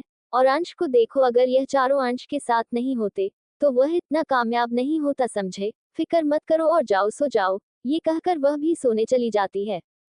विवेक एक गहरी सांस लेता है और खुद से कहता है, जब मुझे मेरी असलियत पता चली थी तब मैं लगभग टूट गया था। मुझे लगा था कि मैं तुम्हें खो दूंगा, लेकिन तुमने मेरी असलियत को जानते हुए भी मुझे अपनाया और हमेशा मेरे साथ ही रही। मुझे तुमसे अच्छा लाइफ पार्टनर कहीं नहीं मिल सकता था। आशा करता हूँ हमारे सभी बच्चों को ऐसे ही उन्हें समझने वाली लड़कियां मिले। ये कहकर वह भी चला जाता है। हमेशा की तरह अभय और वीर आज दिल्ली के एक 5 स्टार होटल में लड़कियों के साथ ऐश कर रहे थे। अभय के साथ जो लड़की थी वह कहती है, स्वीट हार्ट, तुम अपना नाम मुझे बता सकते हो? आखिर मैं अपने ओनर का नाम अगर नहीं जानूंगी तो काम कैसे बनेगा? अभय मुस्कुराता है और उसके चेहरे पर अपनी उंगली फिरते हुए कहता है, कौन सी काम की बात कर रही हो तुम? इसी जो भी तुमने इस कमरे में कैमरा लगा के रखा था? हाँ। उसकी बात सुनकर जो लड़की उसके साथ थी उसके चेहरा पीला पड़ जाता है और वह हकलाते हुए कहती है, तुम क्या कह रहे हो? मैं भला ऐसा क्यों करूंगी? मुझे अच्छी खासी रकम मिल रही है, तो मैं भला ये सब क्यों करूंगी? अभय उसके जबड़े को कस के पकड़ते हुए कहता है, तुम्हें मैं बेवकूफ लगता हूँ? हाँ, जितने लड़कों के साथ तुम सोई नहीं होगी ना, इतनी लड़कियां के साथ मैं वह सब कर चुका हूँ। इसलिए अपनी यह बकवास बंद करो और बताओ कि तुम्हें किसने भेजा है, वरना अभी यही तुम्हारी जान तुम्हारे हालत में जो अटकी हुई है उसे निकालने में वक्त नहीं लगेगा। उसकी यह बात सुनकर अचानक वो लड़की की आंखें लाल हो जाती है और उसके नाखून लंबे हो जाते हैं। उसे देखकर अभय मुस्कुराता है और कहता है, जंगली खून पीने वाली चुड़ैल, इट्स ओके। वह लड़की तुरंत वैम्पायर रूप में आकर उसके ऊपर हमला करती है, तो अभय उसके गले को कस के पकड़ लेता है और अपनी उंगली में पहने सिल्वर की अंगूठी को निकाल कर उसके हाथ में पहना देता है। वह लड़की दर्द से चिल्लाती है, हेल्प, मैं मर जाऊंगी, निकालो इसे। अभय उसे दर्द से तड़पता हुआ देखकर कहता है, ये सब तुम्हें हमला करने से पहले सोचना चाहिए था, जानब मरो। वह लड़की कहती है, प्लीज मुझे बचा लो, तुम जो कहोगे वह करूंगी। वह जलने लगती थी। अभय तुरंत उसके हाथ से वह अंगूठी निकाल लेता है। कुछ देर बाद वह लड़की नॉर्मल हो जाती है और अचानक अभय को गले से पकड़कर उसे किस कर देती है। अभय मुस्कुराता है और कहता है, काफी समझदार हो तुम। वह लड़की अभय की शर्ट को निकाल कर फेंक देती है और कहती है, क्या तुम कॉन्डोम यूज करना चाहोगे? अभय उसकी तरफ देखता है और कहता है, मुझे पसंद नहीं है। लड़की कहती है, ठीक है, और उस किस करते हुए बेड पर लेटा देती है और खुद उसके ऊपर बैठ जाती है। इधर वीर के कमरे में वीर चुपचाप सो रहा था। वह कोई भी लड़की लेकर नहीं आया था, वह तो सिर्फ अभय के साथ आ गया था। वीर अभी सो ही रहा था कि तभी उसके कमरे का दरवाजा खुलता है और एक लड़की दौड़ते हुए अंदर आती है और जल्दी से दरवाजा अंदर से बंद कर देती है। वीर की नींद कच्ची होने के कारण उठ जाता है और वह उस लड़की की तरफ देखता है, तो वो लड़की डर से कांप रही थी और उसे बहुत ज्यादा पसीने आ रहे थे। फिर खुद से कहता है, साला दिल्ली आए अभी एक दिन नहीं हुआ और जितना प्रॉब्लम है वह सभी हमारे ही गले क्यों मरता है। मैं यहाँ पर चैन की नींद सो रहा था, लेकिन लगता है किसी को मेरी नींद प्यारी नहीं है। जिसे देखो उसे मुझे डिस्टर्ब करता रहता है और ये लड़की मेरे कमरे में क्या कर रही है? मैंने तो आज किसी को बुक नहीं किया था, कहते हुए वह अपने बेड के पास लगे नाइट लैम्प को जलाता है और उस लड़की की तरफ देखकर कहता है, एक्सक्यूज मी मिस, कौन है आप और मेरे कमरे में क्या कर रही हो? वह लड़की जल्दी से उसकी तरफ दौड़ती है और उससे कंधे से पकड़कर उसके पीछे छुपते हुए कहती है, sir please help me sir, मुझे कुछ लोग पकड़ने आ रहे हैं। वीर उसके हाथ को अपने कंधे से छुड़ाते हुए कहता है, दूर रहो मुझसे, और मैं क्या कर सकता हूँ, तुम्हारे पीछे आदमी पड़े हैं तो। लड़की उसकी तरफ देखकर कहती है, सर प्लीज सर, मेरी मदद कीजिए, अगर मैं उनके हाथ लग गई तो वे सभी मुझे बेच देंगे, प्लीज सर। वीर चिढ़कर कहता है, मैं क्या तुम्हें कोई पुलिस अधिकारी लगता हूँ जो तुम मुझसे मदद मांग रही हो? तभी उसके कमरे पर कोई दस्तक देता है। वह लड़की वीर के हाथ को कस के पकड़ लेती है। वीर उससे अपना हाथ छोड़ता है और दरवाजे के पास जाकर खड़ा हो जाता है। उसके सामने 4-5 काले कपड़े पहने बॉडीगार्ड खड़े हुए थे। एक बॉडीगार्ड जल्दी से कहता है, लड़के तेरे कमरे में कोई लड़की आई है क्या? वीर उसे देखता है और कहता है, तमीज से बात करो, मुझसे कोई एरा गैरा नहीं हूँ मैं, समझे? और एक बात, मेरे कमरे में कोई लड़की नहीं है, निकलो यहाँ से। ये कहकर वह जैसे ही दरवाजा बंद करने वाला होता है कि वह बॉडीगार्ड दरवाजे को धक्का देता है और सभी कमरे में घुस आते हैं। वीर एक गहरी सांस लेता है और कहता है, इन सब की दिक्कत क्या है? जिसे देखो उसे मेरे से ही पिटने आ जाते हैं। वह उन बॉडीगार्ड्स के पास जाता है और कहता है, यह क्या बदतमीजी है मेरे कमरे में आने का? फिर वह होटल स्टाफ को कॉल करने के लिए जैसे ही फोन उठाता है कि एक बॉडीगार्ड उसके फोन को वहीं जमीन पर पटक के तोड़ देता है। अब वीर का गुस्सा 7वें आसमान पर था। वह उस बॉडीगार्ड के हाथ को कस के पकड़ता है। उसके बाद उसे घुमा देता है। एक चट की आवाज के साथ उस बॉडीगार्ड का हाथ टूट जाता है। उसके साथ ही बॉडीगार्ड्स वीर की तरफ आते हैं और जैसे ही उसे पकड़ने वाले होते हैं कि वीर पलक झपकते ही उन सभी के ऊपर टूट पड़ता है और सभी को धूल चटा देता है। एक बॉडीगार्ड के गले को कस के पकड़ते हुए कहता है, तेरी प्रॉब्लम क्या है? तू क्या करने आया था यहाँ पर? मैंने कहा था कि यहाँ पर कोई नहीं है, तो तेरी हिम्मत कैसे हुई वीर सिंघानिया से भिड़ने की? जब बॉडीगार्ड वीर का पूरा नाम सुनता है तब वह डर से कांपने लगता है और कहता है, सॉरी सर, गलती हो गई, हमें पता नहीं था, हम लोग यहाँ से चले जाएंगे, हमसे बहुत बड़ी गलती हो गई, हमें माफ कर दीजिए। वीर कहता है, इतनी आसानी से कैसे माफ कर दूं? मेरी नींद में तुम लोगों ने खलल डाली है, इसका भुगतान तुम्हें करना होगा, लेकिन अपने इन सभी चमचों को उठाओ और यहाँ से चलते बनो, वरना मुझसे बुरा कोई नहीं होगा। उसके कहने पर वह बॉडीगार्ड जल्दी से अपने सभी दोस्तों को जैसे तैसे करके उठाता है और उसके कमरे से निकल जाता है। उनके जाते ही वह लड़की जो बाथरूम में छिपी हुई थी, वह तुरंत बाहर आती है और वीर को गले लगाते हुए कहती है, thank you sir, thank you so much, आपने मेरी जान बचाई, आप बहुत अच्छे हैं सर, भगवान आपको हमेशा खुश रखे। वीर उस लड़की को दूर करते हुए कहता है, देखो मैं अच्छा लड़का नहीं हूँ, इसलिए मुझे अच्छा कहना बंद करो, और भगवान मुझे खुश नहीं रखता, मैं अपने आप को खुश रखता हूँ, इसलिए अब तुम यहाँ से चली जाओ, यही तुम्हारे लिए अच्छा होगा, वरना मुझे नहीं पता मैं तुम्हारे साथ क्या करूँगा।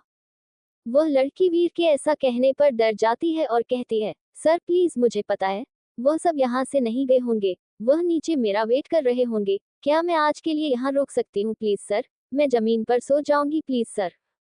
वीर गुस्से से उसे देखता है। उसके बाद वह अपने कमरे में लगी खिड़की से जब नीचे के फ्लोर को देखता है तो वहां पर 5 से 10 बॉडीगार्ड्स खड़े हुए थे। वह एक गहरी सांस लेता है और कहता है, ठीक है, सोफे पर जाओ और सो जाओ, मुझे डिस्टर्ब बिल्कुल मत करना। ये कहकर वह लाइट ऑफ कर देता है और एक कंबल उसकी तरफ फेंकते हुए कहता है, इसे ओढ़ लो, लेकिन इसका मतलब यह नहीं कि मैं अच्छा हूँ।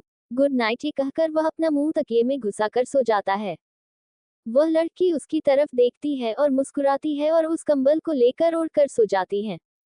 अगली सुबह वीर देखता है वह लड़की जा चुकी है। वह एक गहरी सांस लेता है, उसके बाद बाथरूम में जाकर फ्रेश होता है और अपने जस्ट बाजू वाले रूम का डोर नॉक करते हुए कहता है, अरे भाई उठ जा, अब कितना मजे करेगा। वीर की आवाज सुनकर वहां पर सोया हुआ अभय उठ जाता है और कहता है, आ रहा हूँ। उसके बाद कपड़े पहनता है और दरवाजा खोलता है और कहता है, चल चलते हैं। वीर कहता है, और वह लड़की कहाँ है? अभय उसे देखकर मुस्कुराता है और कहता है, मुझे नहीं पता था यहाँ पर इतनी सारी जंगली चुड़ैल मिलती हैं। उसके ये कहने पर वीर उसे हैरानी से देखता है और कहता है, क्या तुझे सच में वह मिली थी? कब? अभय कहता है, हाँ, और मैंने कभी उसके साथ मजे भी किया। वह मर रही थी, मैंने उसे बचा लिया, बदले में उसने मुझे सेटिस्फाई किया, और अब चल चलते हैं क्योंकि आज हमारे हेल में हमारी एंट्री है। वीर कहता है, ये तेरी गलतफहमी है, तू कपूर इंडस्ट्री जा रहा है, समझा? और मैं जा रहा हूँ हेल में। और एक बात, भाई ने सिंघानिया इंडस्ट्री को संभाल लिया है और विमल राठौर इंडस्ट्री में जा रहा है और अंश वह जा रहा है राठौर इंडस्ट्री, समझा? और अब जा। उसके ये कहने पर अभय कहता है, तुझे लगता है कि मुझे कपूर इंडस्ट्री को संभालने की जरूरत है? उसके लिए तो वह ना उज्जवल भाई, मैं भला क्यों? वीर कहता है, गधे, तेरे बाप ने अलग से तेरे लिए ये सब कुछ मेहनत करके बनाया है, समझा? और तू इसकी कदर कर, वरना जिंदगी कभी तेरी कदर नहीं करेगी। अभय कहता है, बस यार ज्ञान पुराण बंद कर जा रहा हूँ मैं, ये कहकर दोनों अपने अपने घर की तरफ चले जाते हैं। हिल मेंशन। जब अवनी की आंखें खुलती है, तब वह देखती है कि किंग अभी भी उसके कमरे के दरवाजे के पास लेटा हुआ था। वह एक गहरी सांस लेती है और दबे पांव बाथरूम की तरफ जाने लगती है। तभी किंग जाग जाता है और उसे जाता हुआ देखकर दहाड़ता है। उसकी दहाड़ सुनकर अवनी जल्दी से बेड के ऊपर चढ़ जाती है और डरते हुए कहती है, मुझे बाथरूम जाना है, प्लीज तुम चिल्लाना बंद करो।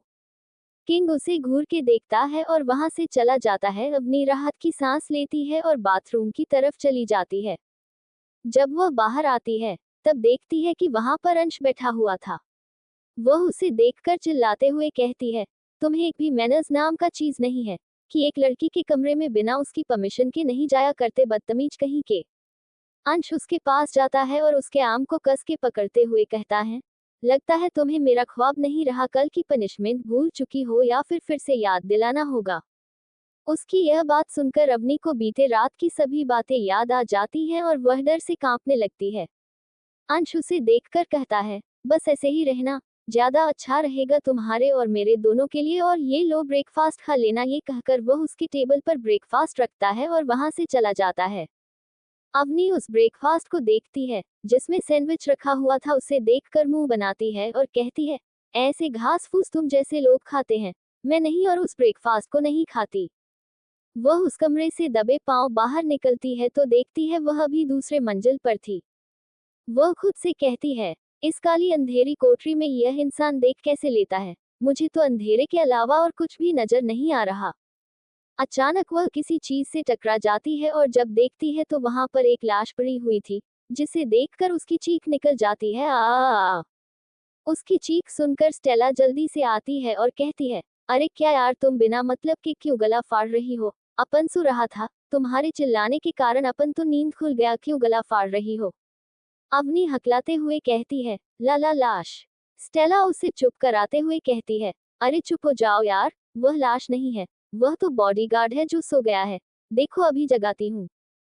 ये कहकर उस सोए हुए बॉडीगार्ड को एक लात मारती है। तब वह हड़बड़ा कर उठ जाता है और कहता है, सॉरी सर, गलती से नींद आ गई थी, इसलिए सो गया था। स्टेला उसे देखते हुए कहती है, बिडू मैंने देख लिया तो तू बच गया, अगर बॉस ने देखा होता तो तुझे हमेशा के लिए सुला देता। वह इसलिए ढंग से अपनी ड्यूटी कर, वरना यहाँ से चलता बंद समझा।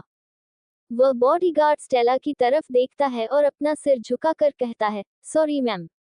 स्टेला अवनी को देखकर कहती है, वैसे तुम बाहर कैसे आए हो, तुम्हें किसने परमिशन दिया? अवनी कहती है, वह मैं कमरे में बैठे बैठे बोर हो गई थी, इसलिए सोचा थोड़ा बाहर देख कर आ जाऊं। स्टेला उसके ऊपर हंसते हुए कहती है, तुम यहाँ पर सिर्फ कैद करके रखने के लिए लाई गई हो, यहाँ की सैर सपाटे के लिए नहीं, और तुम्हें सोचने का कोई हक नहीं है, तो चलो अपने कमरे में। अवनी देखती है कि स्टेला उससे कितना रूड बात कर रही थी। वह थोड़ी उदास हो जाती है क्योंकि उसे लगा था कि उसे कोई दोस्त मिल गई, और वह चुपचाप वहां से अपने कमरे की तरफ चली जाती है। उसे जाता हुआ देखकर स्टेला कहती है, आई एम सॉरी यार, मैं तुमसे अच्छे से बात नहीं कर सकती तुम्हारे कमरे के अलावा, वरना बॉस मुझे यहाँ से निकाल देगा। तभी किंग वहां पर आता है तो स्टेला उसे देखती है और कहती है, क्यों, तुझे क्या हुआ, इतना क्यों घूर रहा है, खाएगा क्या मुझे? किंग उसके पास आता है और उसके ऊपर झपटा मारता है और उसके चेहरे को चाटने लगता है। स्टेला कहती है, देख अब ज्यादा हो रहा है ना तेरा।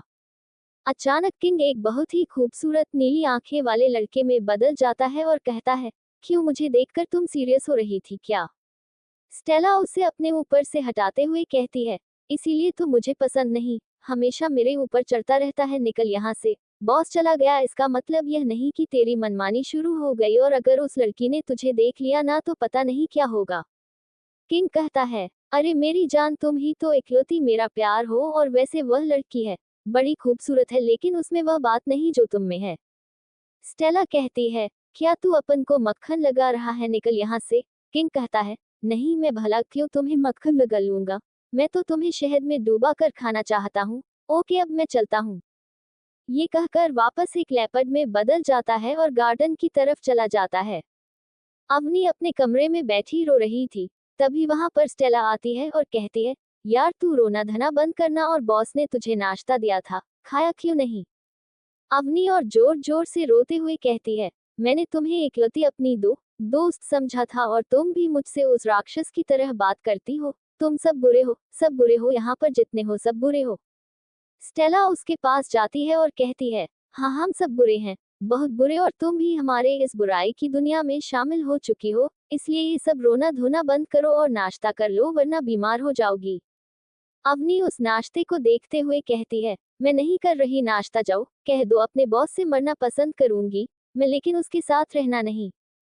ये कहकर वह और रोने लगती है। स्टेला उसे देखती है और अपना सिर हिलाकर वहां से चली जाती है। फिर टेलीपैथी करके अंश से कहती है, यार वह खाना नहीं खा रही है, अगर ऐसे ही रही तो मर जाएगी। अंश उधर से कहता है, आकर संभालता हूँ, अभी बहुत इंपॉर्टेंट काम में आया हूँ। राठौर इंडस्ट्री। अयान अपने केबिन में मजे के साथ बैठा हुआ था, तभी उसके पास ईशान आता है और कहता है, क्या बात है, आज बड़ा खुश नजर आ रहा है बॉस।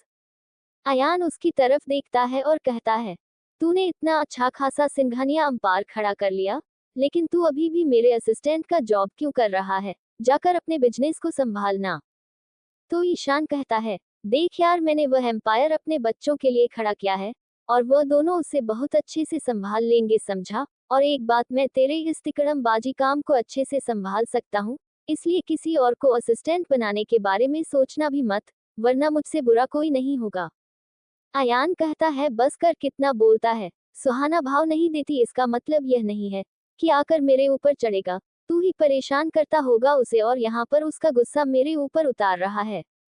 तो ईशान कहता है, तू ना दूसरी तरफ की बात को मेरी बीवी के ऊपर मत मोड़, समझ गया। मेरी बीवी मुझे कभी भी नहीं डांटती है, हम दोनों एक दूसरे से बहुत प्यार करते हैं, जैसे पहले किया करते थे। अयान कहता है, हाँ तुम दोनों की जवानी तो अब आ रही है, वैसे अब मुझे भी कोई टेंशन नहीं है। मैं भी अपने बेटे को सारे बिजनेस का भार सौंपकर सना के साथ एक वर्ल्ड टूर पर जाऊंगा। ईशान उसे डोंट मारते हुए कहता है, देख रहे हो, मुझे बड़ा सुना रहा था और अभी खुद बुढ़ापे में जवानी की धार बह रही है। अयान कहता है, बुढ़ा होगा तू, तेरे बच्चे, मैं नहीं समझा। और एक बात, जवानी तो हमेशा रहती है और प्यार कभी कम नहीं होता। जैसे तू और सुहाना एक दूसरे से प्यार करते हो, वैसे ही सना और मैं एक दूसरे से प्यार करते हैं। ईशान कहता है, सही है, मैं भी सोच रहा था कि सिंघानिया अंपायर को अपने बच्चों के कंधे पर डालकर सुहाना के साथ अच्छा घूमने और टाइम स्पेंड करने कहीं पर जाऊं। अयान कहता है, क्या सच में? देखते हैं तू जा पाता है या नहीं जा पाता, क्योंकि मुझे पता है तू बस बोलने का शेर है, कर नहीं सकता। ईशान एक गहरी लंबी सांस लेता है और कहता है, एक बात, तेरे से आर्गुमेंट में कोई नहीं जीत सकता, इसलिए मैं तुझसे बहस नहीं कर सकता। तभी उन दोनों के कान पर आवाज जाती है, ये कितना हैंडसम है, क्या यहाँ पर काम करने आया है, क्या यहाँ इंटरव्यू देने आया है, और इसके साथ वाला लड़का वह भी कितना हैंडसम है। काश मैं इन दोनों को डेट कर पाती, या फिर इन दोनों में से कोई एक को डेट कर पाती। दूसरी लड़की कहती है, काश यह मेरा बॉयफ्रेंड होता तो मैं इसके साथ हर रोज घूमने जाती। तीसरी लड़की कहती है, इसकी आंखें देखी कितनी खूबसूरत है, एकदम चिलचिलाती धूप में नहाने के जैसा फील हो रहा है। तो चौथी लड़की कहती है, उसके साथ वाले लड़के का देखना, एकदम सागर सी गहरी आंखें, ऐसा लग रहा है जैसे उसमें मैं गोते लगा रही हूँ। उन सभी की बात सुनकर वहां पर खड़े मेल एम्प्लॉइज जल बुनकर कोयला हो रहे थे। ईशान अयान की तरफ देखकर कहता है, लगता है तेरा सबूत आ गया। अयान कहता है, मुझे भी यही लग रहा है। ई शान हंसते हुए कहता है, देख आते ही तेरी सारी स्पॉटलाइट छीन ली तुझसे। अयान कहता है, ये कभी नहीं हो सकता, समझा, देखता जा। ये कहकर वह नीचे जाता है और सभी एम्प्लॉइज की तरफ देखकर कहता है, attention please everybody, meet my son Aayansh Singh Rathore, जो कि अब राठौर इंडस्ट्री का सीईओ बनने जा रहा है। उसके बाद विमल की तरफ इशारा करते हुए कहता है, और यह है विमल सिंह राठौर, ये हमारे कंपनी के सेकंड बॉस की पोजीशन को संभालेंगे। मैं आशा करता हूँ जैसे आप सब ने मुझे इतना सपोर्ट किया, वैसे ही आप सभी मेरे बेटों को भी सपोर्ट करेंगे। उसके ये कहने पर सभी एम्प्लॉयज एक साथ कहते हैं, यस सर। अंश सबकी तरफ एक सरसरी निगाह से देखता है और कहता है, थैंक यू एंड सॉरी आप सबके काम को डिस्टर्ब करने के लिए, अब आप सभी अपने काम पर लग सकते हैं। ये कहकर वह अयान के केबिन की तरफ चला जाता है। अयान जब देखता है कि अंश वहां पर खड़ा हुआ है, तो अयान कहता है, जा बेटा बैठ अपनी कुर्सी पर। अंश कहता है, डेड वह आपकी कुर्सी है, मैं उसमें नहीं बैठ सकता। अंश के ये कहने पर अयान कहता है, तो क्या तेरे लिए सोफा मंगवाओ? अंश कहता है, उसकी कोई जरूरत नहीं है, मैंने अपने लिए एक बहुत अच्छा कुर्सी ऑर्गेनाइज करवा लिया है, जो कंफर्टेबल भी है और मैं उसी में बैठूंगा। अयान उसे घूरते हुए कहता है, बड़े बदतमीज हो तुम, तुम्हें जरा भी तमीज नहीं है अपने बाप से बात करने की। तो अंश उसकी तरफ देखता है और कहता है, वह आपकी गलती है, मेरी नहीं। छोटी सी उम्र में बाहर रख दिया तो मुझे क्या पता बाप से कैसे बात करते हैं, धीरे धीरे सीख जाऊंगा। फैमिली का प्यार मिला नहीं है तो मुझे क्या पता अपनापन कैसा होता है। और मेरे ऊपर चिल्लाए है मत आप, मुझे अच्छा नहीं लगता। अयान उसे और बुरी तरीके से घूरते हुए कहता है, तुम्हारे कहने का मतलब क्या है? फैमिली का प्यार नहीं मिला, इतना प्यार तो करता हूँ तुझसे, तेरी माँ से। अंश जल्दी से कहता है, अगर आप इतना ही मेरी माँ से प्यार करते हैं तो अभी तक मेरा कंपटीटर आ चुका होता, जैसे कि आपने बचपन में कहा था कि आपकी तरफ भी कोई होगा। लेकिन देखो आपकी तरफ सिर्फ मैं हूँ। आप अभी तक ना मेरे लिए एक बहन ला सके और ना भाई, और कहते हो मेरी माँ से बहुत प्यार करते हो, मुझे यहाँ के शेर देखने हैं। अयान कहता है, उस सब काम के लिए तुझे एक असिस्टेंट की जरूरत पड़ेगी। अंश कुछ देर सोचता है और कहता है, ठीक है, मैं असिस्टेंट अपने लिए खोज लूंगा, लेकिन एक बात, मैं अभी यहाँ पर अपने बिजनेस को नहीं संभालूंगा, क्योंकि मुझे अपना मास्टर पूरा करना है। उसके बाद में फिर अपने दुनिया को संभालना है और अपने हेल को संभालना है, जिसके लिए मुझे थोड़ा वक्त चाहिए। तब तक आप अपनी इस बिजनेस को संभालिए और माँ के साथ ट्रिप पर जाने का ख्याल अपने दिमाग से निकाल दीजिए। बैठे अपनी कुर्सी पर। ये कहकर वह उस कुर्सी से उठ जाता है और अयान को बैठाकर कहता है, अब मैं जा रहा हूँ अपने हेल में, ये कहकर वहां से निकल जाता है। अयान उसे आंख फाड़े देख रहा था तो ईशान कहता है, इस तरह मत घूर, उसे तेरा ही बेटा है, किसी और का नहीं। और एक बात, अब आया ऊंट पहाड़ के नीचे, जब तू मेरे साथ ऐसा करता था तब मुझे तुझे जो फीलिंग आ रही है वही आती थी। अब पता चला होगा जब तुझसे बड़ा शेर तेरे सामने खड़ा होता है तो कैसे लगता है। अयान उसकी तरफ देखता है और कहता है, चुप कर, इस लड़के को तो मैं सुधार के रहूंगा, बिल्कुल तमीज नाम की चीज नहीं है। और उस हर्ष के बच्चे ने क्या सिखाया है इसे, हाँ जैसा खुद है और उसका भाई है वैसे ही बनाया है इसे, इसीलिए भेजा था मैंने उसे उनके पास 4 साल के लिए। ईशान कहता है, हर्ष और ऐश को कोसना बंद कर, क्योंकि इसमें उन दोनों की कोई गलती नहीं है। उनकी खुद की बेटी देखा है कितनी समझदार, इंटेलिजेंट और तमीज से बात करती है। तो यान कहता है, उसका बेटा उज्जवल भी तो कितने अच्छे से बात करता है, छोटा है ऐश्वर्या से, लेकिन देखा वह अभी से ऐश के सभी काम पर मदद करता है और उसके बिजनेस को भी संभाल लिया है। तो ईशान कहता है, शायद तू भूल रहा है, उसने जब ऐश की कंपनी को संभाला था उस समय हमारे अंश ने अपने खुद के दम पर एक अंपायर खड़ा किया था। अपनी दुनिया के साथ साथ अपने बिजनेस की दुनिया को भी संभालता है और अपनी पढ़ाई को भी आगे बढ़ा रहा है। उज्जवल से 4 कदम आगे है हमारा अंश, इसलिए उसके साथ उज्जवल तक कोई कंपेयर मत करना, तुम्हारे लिए अच्छा होगा। ये कहकर वहां से चला जाता है। अयान अंश को और ईशान को जी भर के कोसता है और वापस अपने काम पर लग जाता है। हिल मेंशन। अंश सीधा अवनी के कमरे की तरफ चला जाता है और देखता है अवनी बेड पर अपने चेहरे को अपने दोनों पैरों के बीच छिपाकर सिसक सिसक के रो रही थी। अंश एक गहरी सांस लेता है और उसके कमरे के अंदर जाते हुए कहता है, तुम अपना रोना गाना बंद कर सकती हो, और तुमने खाना क्यों नहीं खाया है? अवनी उसकी आवाज सुनकर डर जाती है और उसे अपनी लाल आंखों से देखते हुए कहती है, मैं खाना नहीं खाऊंगी, मुझे अपने डैड के पास जाना है। अंश उसके पास आता है और कहता है, अपनी बकवास बंद करो, तुम्हारे लिए अच्छा होगा, तुम्हें हमेशा मेरे साथ ही रहना है, इसलिए चुपचाप मेरे साथ रहो, इसमें तुम्हारी सबसे ज्यादा भलाई है, और अगर तुम चाहो तो मैं तुम्हें एक जॉब ऑफर कर सकता हूँ। अवनी उसकी तरफ देखती है और कहती है, मुझे कोई जॉब करने की जरूरत नहीं है, मेरे डैड के पास बहुत पैसे हैं, मैं उनके पैसों के से जिंदगी भर घर बैठे खा सकती हूँ, समझे? और एक बात, मैं तुम्हारे साथ नहीं रहना चाहती, मुझे यहाँ से जाने दो। अंश अपनी एक आईब्रो ऊपर करता है और कहता है, क्या तुम अपने डैड के ऊपर डिपेंड रहना चाहती हो, अपने खुद का कुछ नहीं कर सकती? क्या लड़की हो तुम, एक अबला नारी। स्टेला को देखो, उसका खुद का एक अच्छा खासा काम है जो वह मन लगाकर करती है और पैसे कमाती है। अवनी उसे देखती है और कहती है, मैं अपनी स्टडी पूरी करके जो करना है वह करूंगी, समझे? लेकिन मुझे यहाँ से जाने दो, अच्छा होगा तुम्हारे लिए जब मेरे डैड को पता चलेगा कि तुमने मुझे किडनैप किया है, वह तुम्हें जिंदा नहीं छोड़ेंगे। अंश अपने एक्सप्रेस लेस चेहरे से साथ उसे देखता है और कहता है, क्या सच में तुम्हें लगता है तुम्हारी डैड तुम्हें खोज सकते हैं? और मेरे जॉब के बारे में सुन लो, तुम मेरे असिस्टेंट बन के रहोगी, मैं अपने कॉलेज जाऊंगा, उसके सभी प्रोजेक्ट्स तुम सॉल्व करोगी। अवनी कहती है, मुझे मेरे घर जाने दो प्लीज, मुझे यहाँ नहीं रहना है, मुझे मेरे मॉम डैड की बहुत याद आ रही है, प्लीज मुझे जाने दो, मैं किसी और से प्यार करती हूँ, वह मुझे पागलों की तरह खोज रहा होगा, प्लीज तुम ऐसा नहीं कर सकते। अंश उसके बाजू तो कस के पकड़ता है और कहता है, it's not my fault, it's your fault, और तुम्हारा चाहे कोई भी बॉयफ्रेंड हो, मुझे उससे कोई मतलब नहीं है, और तुम उससे कितना प्यार करती हो, इससे भी नहीं, पड़ी रहो चुपचाप यहीं पर, खाना है तो खा लेना, नहीं खाना है तो मरो, ये कहकर वह वहां से चला जाता है। अग्नि और जोर जोर से रोने लगती है।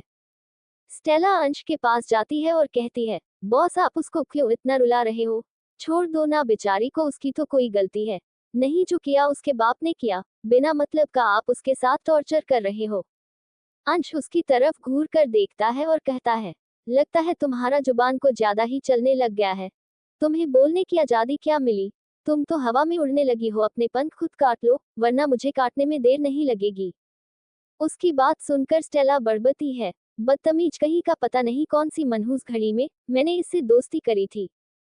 अंश अपनी एक आईब्रो ऊपर करके तिरछी नजरों से उसकी तरफ देखता है और कहता है, तुमने दोस्ती नहीं करी थी, मैंने करी थी, और तुम्हें अपने इस हेल का केयरटेकर बनाया था, और साथ में अपना भी, इसलिए मुंह बंद करके रखो और जाओ मेरी मेडिसिन लेकर आओ। स्टेला तुरंत अपने कमरे में जाती है और अंश की मेडिसिन लेकर आती है और उसे देते हुए कहती है, ये लीजिए, लेकिन मैं बता दे रही हूँ, इसका असर आपकी बॉडी पर बहुत कम होने वाला है, क्योंकि धीरे धीरे आप पूरी तरीके से बदल रहे हो, सब चीजों में जिससे आप दूर रहना चाहते थे।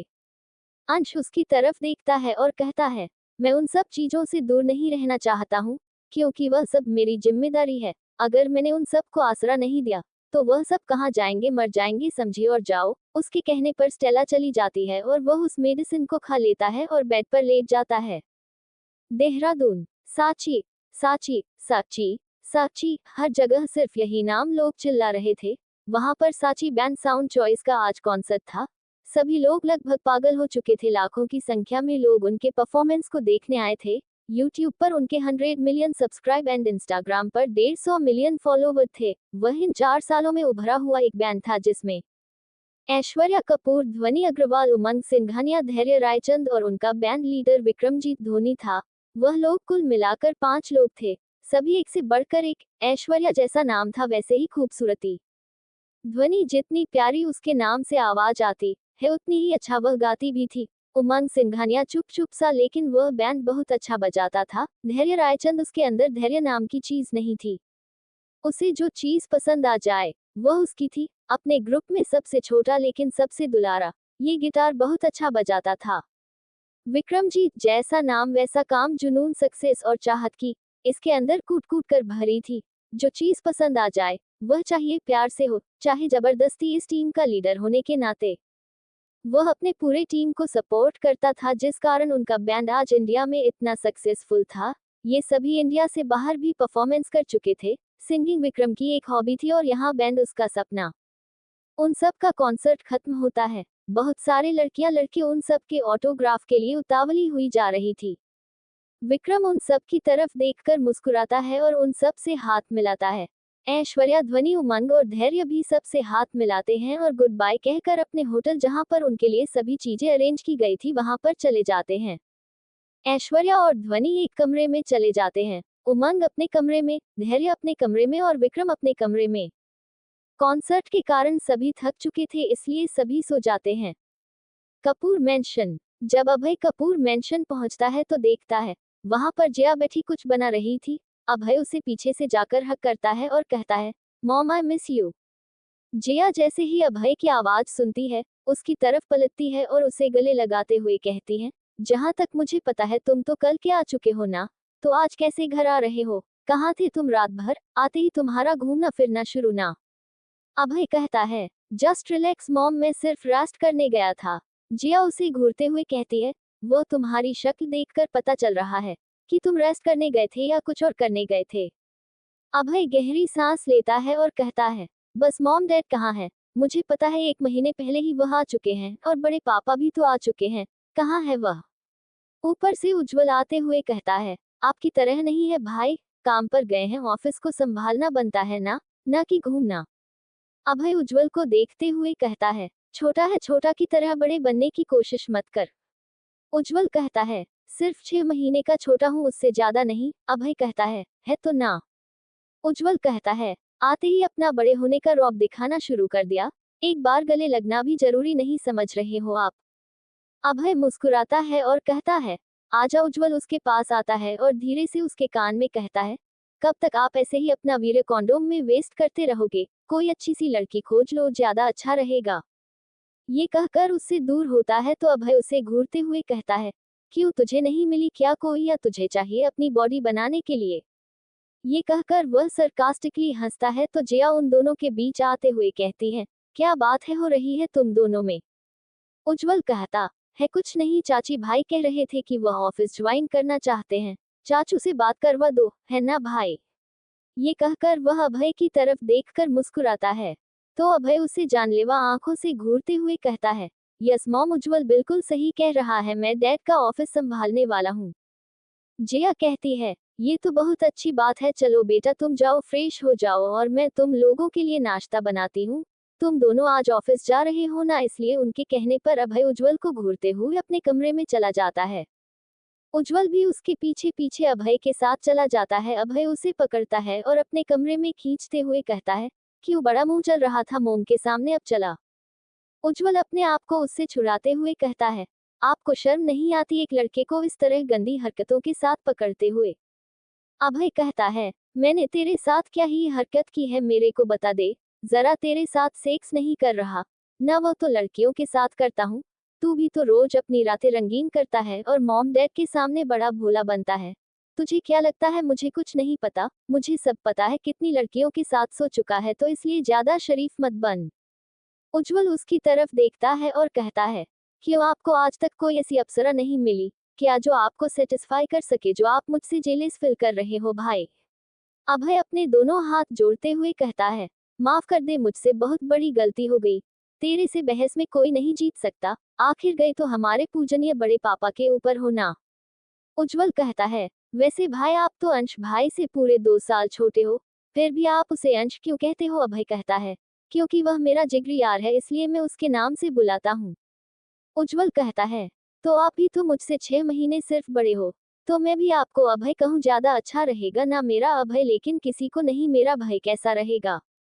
अभय उसे इग्नोर करते हुए बाथरूम में चला जाता है, फिर फ्रेश होकर उसके कॉलर को पकड़ते हुए उसे घसीटते हुए नीचे लेकर आता है और डाइनिंग टेबल पर लगभग पटकते हुए कहता है, चल बैठ और चलते हैं ऑफिस। ये कहकर दोनों नाश्ता करते हैं और ऑफिस के लिए निकल जाते हैं।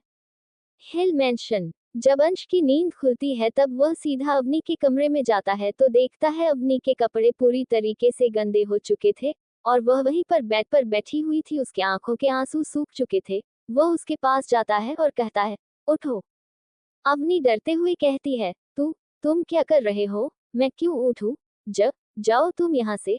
अंश गुस्से से उसके बाजू को पकड़ते हुए खड़ा करता है और एकदम अपने करीब लाकर उसके कमर से पकड़ कर कहता है, क्यों, तुम्हें मुझसे डर नहीं लगता? जो तुम इतना बोल रही हो, हाँ, तुम सिर्फ मेरी गुलाम हो, तुम्हें मैं जैसा कहूंगा तुम्हें वैसा ही करना होगा, समझी? इसलिए ज्यादा तू मैं मत किया करो। अवनी उसे अपनी नम आंखों से देख रही थी। अंश उसके चेहरे को अपने दोनों हाथों में लेता है और उसके चेहरे पर अपनी उंगली फिराते हुए कहता है, एक बात कहूँ, मुझे ऐसा लगता है जैसे मैं तुम्हें पाना चाहता हूँ पूरी तरीके से। क्या तुम मेरे साथ रहोगी लाइफ टाइम के लिए, मेरी पार्टनर बन के? अवनी उसकी तरफ हैरानी से देखती है और कहती है, तुम ऐसा क्यों कह रहे हो? तुम तो अच्छे दिखते हो, तुम्हें तो कितनी लड़कियां मिल जाएंगी, तो ये सब क्यों कह रहे हो? मैं तुम्हारे साथ नहीं रहना चाहती, मैं वापस जाना चाहती हूँ अपने अपने मॉम डैड के पास। कहते हुए उसके आंखों के आंसू गिर जाते हैं, जिसे देखकर अंश भड़क जाता है और कहता है, प्यार से समझा रहा हूँ तो तुम्हें बातें समझ नहीं आती क्या?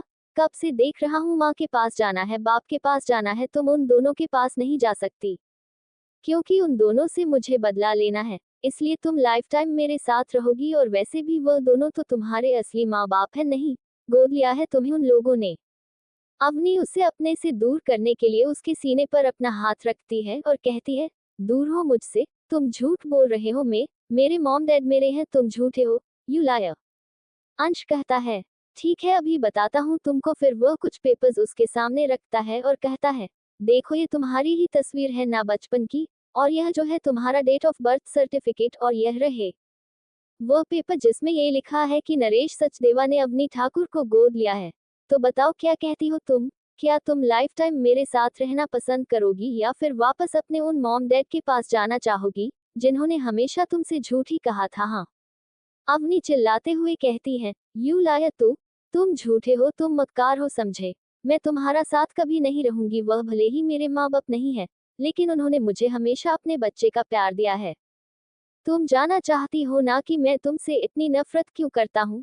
तो चलो बताता हूँ। तुम्हारे बाप ने मेरे दोस्त और मेरे भाई बहनों को मेरे माँ बाप और आंटी अंकल के बच्चों को छीन लिया था, उनके ऊपर जानलेवा हमला कराकर। इसीलिए मैं चाहता हूँ कि तुम जिंदगी भर मेरे साथ रहो, ताकि जो दर्द और तकलीफ मैंने सही थी अपने भाई के जाने का, वही तकलीफ और दर्द तुम्हारा बाप है तुम्हें खोने का। तो अवनी इस बार पूरी तरीके से टूट चुकी थी, धम्मस से जमीन पर बैठ जाती है और उसके पैरों को पकड़कर रोते हुए कहती है, मुझे जाने दो प्लीज, मैं नहीं रह सकती यहाँ। अंश उसके हाथ को पकड़ के खींचते हुए उठाता है और कहता है, जान, रोना बंद करो। देखो यह आंसू मुझे बिल्कुल पसंद नहीं है, और तुम्हारे आंखों से तो बिल्कुल भी नहीं। मुझे किसी से मतलब नहीं है तुम्हारे अलावा। तो तुम ये रोना ना बंद करो। मैंने जब तुम्हें देखा तो भी मुझे लगा कि तुम सिर्फ मेरे लिए बनी हो, मेरे लिए। और उसके गले को सहलाते हुए कहता है, और मैं सिर्फ तुम्हारे लिए। हम दोनों एक दूसरे के लिए बने हैं। और एक बात मैं बताऊं, तुम अभी बच्ची हो। मैं तुमसे प्यार नहीं करता और ना ही कभी करूंगा। तुम सिर्फ मेरी रखेल बन के मेरे साथ रहोगी और कुछ नहीं, और मैं तुम्हारे साथ वो सब करूंगा जो एक लड़का करता है लड़की के साथ। तुम्हारी यह जो मलाई जैसा बदन है, उसे रोज खाऊंगा और तुम मेरा कुछ नहीं कर सकती। कहते हो गए हो उसके पूरे शरीर पर अपना हाथ फेरता है। अवनी उसके बातों से डर से कांप रही थी। उसका पूरा शरीर जैसे बिजली के तार से ऐसे बांध दिया गया हो और स्विच को ऑन कर दिया गया है। अंश उसे गले लगाता है और उसके गले को चाटते हुए कहता है, नोट बैड योर टेस्ट। तुम्हारे साथ रहकर मैं तुम्हारे बाप को पल पल रुलाऊंगा, तड़पूंगा, और उसे तड़पता हुआ देखकर मुझे बहुत खुशी होगी। अवनी अपनी पूरी ताकत लगाकर उसे धक्का देती है और दौड़ते हुए कमरे से बाहर जाने की कोशिश करती है।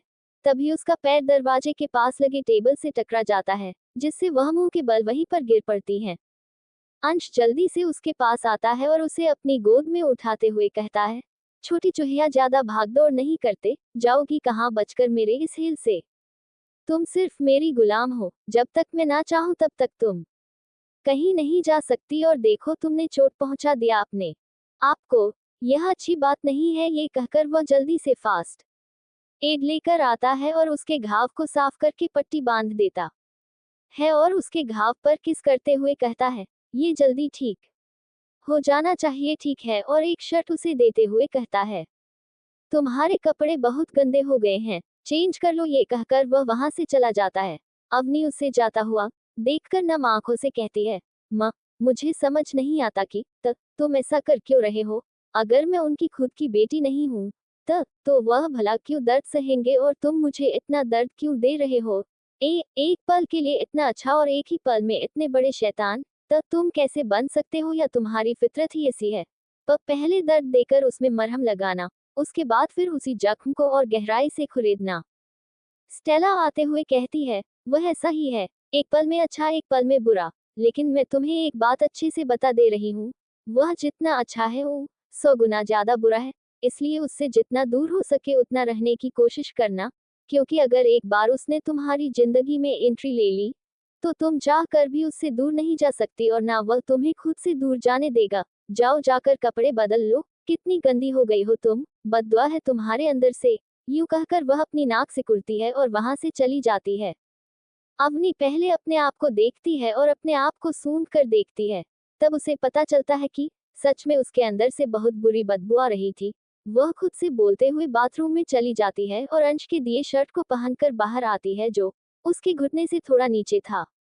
वह उस शर्ट को देखते हुए कहती है, क्या मैं इतनी छोटी हूँ कि उसका शर्ट मेरे में इतना बड़ा हो रहा है, या फिर वह कुछ ज्यादा ही बड़ा है मुझसे? सोचते हुए वह कमरे से बाहर नीचे आ जाती है तो देखती है वहां पर 10-15 लोग अंश के आगे सिर झुकाकर खड़े हुए थे। वही पिलक के पीछे छिप जाती है। को उसके आने की आहट का अंदाजा हो गया था। वह अपने सामने खड़े आदमी की तरफ देखकर कहता है, तेजा, मैंने तुम्हें क्यों रखा है? ताकि ये सभी अपनी मनमर्जी कर सके या फिर तुम इन्हें संभाल सको। तेजा डरते हुए कहता है, मास्टर इसमें हमारी कोई गलती नहीं है, हमें बहुत जरूरत है खून की, अगर हम खून नहीं पेंगे तो हम सभी मर जाएंगे।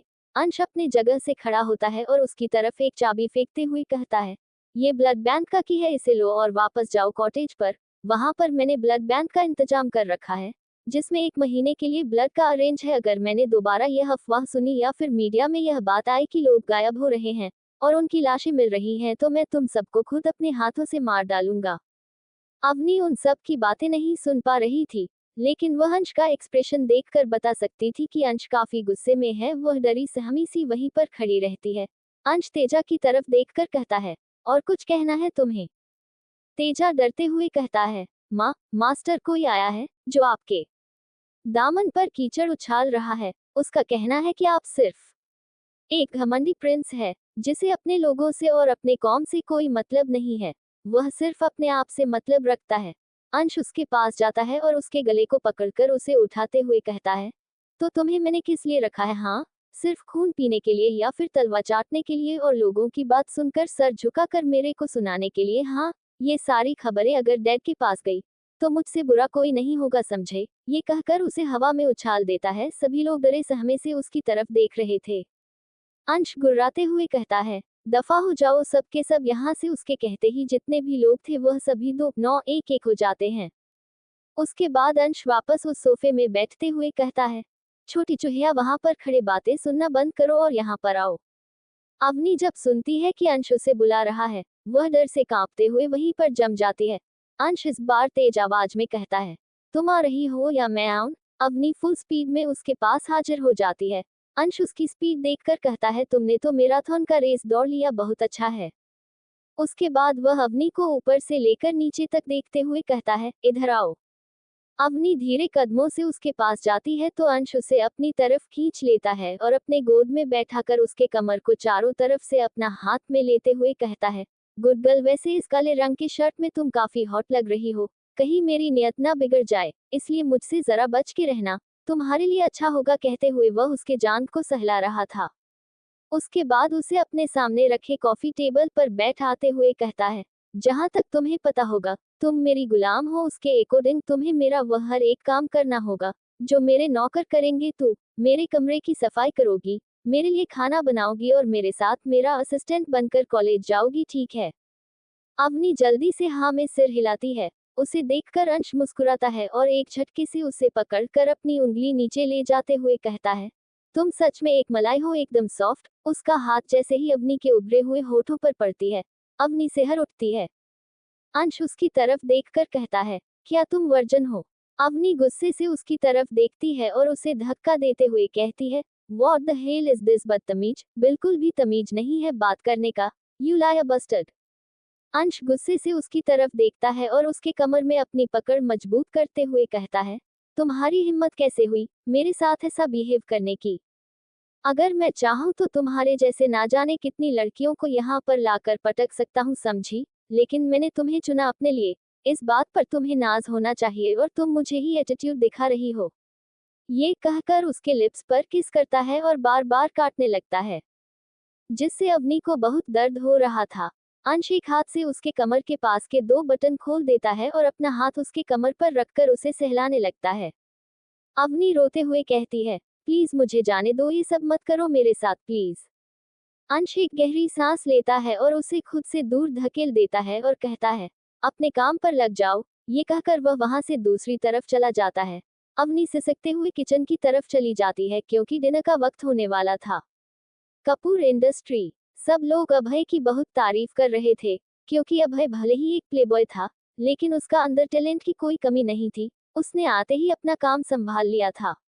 उज्जवल उसे लगातार घूरे जा रहा था और अभय उसे देखकर मुस्कुरा रहा था, क्योंकि यश ने अभय की काफी तारीफ की थी, जो कि आज तक उसने कभी उज्जवल की नहीं की थी। इस बात से उज्जवल नाराज था। उज्जवल दंदनाते हुए अभय के केबिन में जाता है और अपना हाथ उसके टेबल पर पटकते हुए कहता है, दिस इज नॉट फेयर भाई, आपको शर्म नहीं आती अपने भाई का हक छीनते हुए? आपके कारण सब मुझे आपसे कम समझ रहे हैं। अभय उसे देखकर हंसते हुए कहता है, तो तू भला क्यों इतना जेल्स फील कर रहा है? चल, वैसे भी ऑफिस होमवर्क खत्म हो चुका है, कहीं घूमने चलते हैं। उज्जवल, जो कुछ देर पहले अभय से नाराज था, वह चाहते हुए कहता है, क्या सच में? मुझे दिल्ली का एक फेमस क्लब पता है, चलो वहीं पर चलते हैं। अभय कहता है, कहीं वह क्लब तो नहीं जहां पर डैड फर्स्ट टाइम मॉम से मिले थे? उज्जवल कहता है, नहीं भाई, यह नया है। अभय कहता है, ठीक है, मैं वीर को भी बुला लेता हूँ। उज्जवल कहता है, ओके। अभय वीर को बुलाता है, लेकिन वीर आने से मना कर देता है क्योंकि वह भी हेल में था। वहां का बहुत सारा काम जो पेंडिंग पड़ा हुआ था, उसे कंप्लीट कर रहा था, जिसमें अंश उसकी हेल्प कर रहा था और शौर्य अपने सिंघानिया इंडस्ट्री में बैठा हुआ था, जिस कारण अभय और उज्जवल ही क्लब के लिए निकल जाते हैं। दिल्ली स्वाइच क्लब। जब वह दोनों अपने एसयूवी से बाहर निकलते हैं, तो वहां पर जितने भी आ जा रहे लोग थे, सभी उन दोनों को ही देख रहे थे क्योंकि उज्जवल और अभय दोनों की पर्सनैलिटी ही कुछ ऐसी थी। अभय ने आज ब्लैक टी शर्ट और ब्लैक जैकेट, ब्लैक पेंट और ब्लैक शूज पहन रखा था और एक वॉच। उसके जस्ट ऑपोजिट उज्जवल ने पूरे व्हाइट कलर के कपड़े पहन रखे थे। वह दोनों बहुत ही डेसिंग लग रहे थे। कोई भी लड़की उन्हें देखकर ना नहीं कह सकती थी, सभी लड़कियां उन लोगों को देखकर आहें भर रही थी। अभय और उज्जवल उन सब को इग्नोर करते हुए क्लब के अंदर जाते हैं और बार काउंटर में बैठकर कहते हैं, 2 वाइन प्लीज। बारटेंडर तुरंत उन दोनों को वाइन का ग्लास सर्व करता है। वह दोनों धीरे धीरे घुट लगा रहे थे और वहां के भावरों को फूलों के ऊपर मंडराते हुए देख रहे थे। अभय उज्जवल की तरफ देखता है और कहता है, यार मेरा पेन टाइट हो रहा है। उज्जवल उसे देखकर मुस्कुराता है और कहता है, ब्रो, आपको जरा भी शर्म नहीं आती ना? अपने छोटे भाई को ये सब सिखाते हुए अभय हंसता है और कहता है, अगर तू सच में ना समझ होता तो तुझे सिखाने में शर्म आती, लेकिन तू तो मुझसे भी 2 कदम आगे है, तो तुझे भला ये सब सिखाने में क्या ही शर्म। तभी अभय की नजर वहां पर डिस्को में नाच रही एक लड़की, जिसने एक मीनिंग शॉर्ट जीन्स और ऊपर एक ब्लैक क्रॉप टॉप, खुले बाल में वह तबाही लग रही थी, उसे देखकर कहता है, she is very hot and I can say with guarantee that it's taste will be equally hot. Ujjwal हंसते हुए कहता है, तो देर किस बात की है, जाओ। अभय कहता है, उससे पहले एक डांस हो जाए। ये कहकर वह डीजे के पास जाता है और कहता है, प्लीज प्ले माय सॉन्ग। वह डीजे उसे देखकर थम्स अप करता है तो अभय तुरंत ग्राउंड फ्लोर पर चला जाता है। सॉन्ग, नशे सी चढ़ गई ओए, कुड़ी नशे सी चढ़ गई, पतंग सी लड़ गई ओए, कुड़ी पतंग सी लड़ गई। अभय उस लड़की के पास जाता है और उसके सामने अपना हाथ कर देता है। वह लड़की अभय को ऊपर से लेकर नीचे तक देखती है, उसके बाद मुस्कुराते हुए अपना हाथ उसके हाथ में दे देती है। अभय तुरंत उसे अपने पास खींच लेता है। नशे सी चढ़ गई ओए, कुड़ी नशे सी चढ़ गई, पतंग सी लड़ गई ओए, कुड़ी पतंग सी लड़ गई। अभय उसके कमर पर अपने हाथ चारों तरफ लपेट के उसे अपने बाहों में उठा लेते हैं और उसके एक पैर को अपने कमर के चारों तरफ लपेट उसे गोल घुमाते हुए डांस करता है। उसका इतना रोमांटिक डांस देखकर उज्जवल, जो कि बार के पास बैठा ड्रिंक किए जा रहा था, वह बहुत जोर से चिल्लाता है, oh what a performance bro, ऐसे खींचे दिल के पेंचे गले ही पड़ गई ओए, नशे सी चढ़ गई ओए, कुड़ी नशे सी चढ़ गई, पतंग सी लड़ गई ओए, कुड़ी पतंग सी लड़ गई।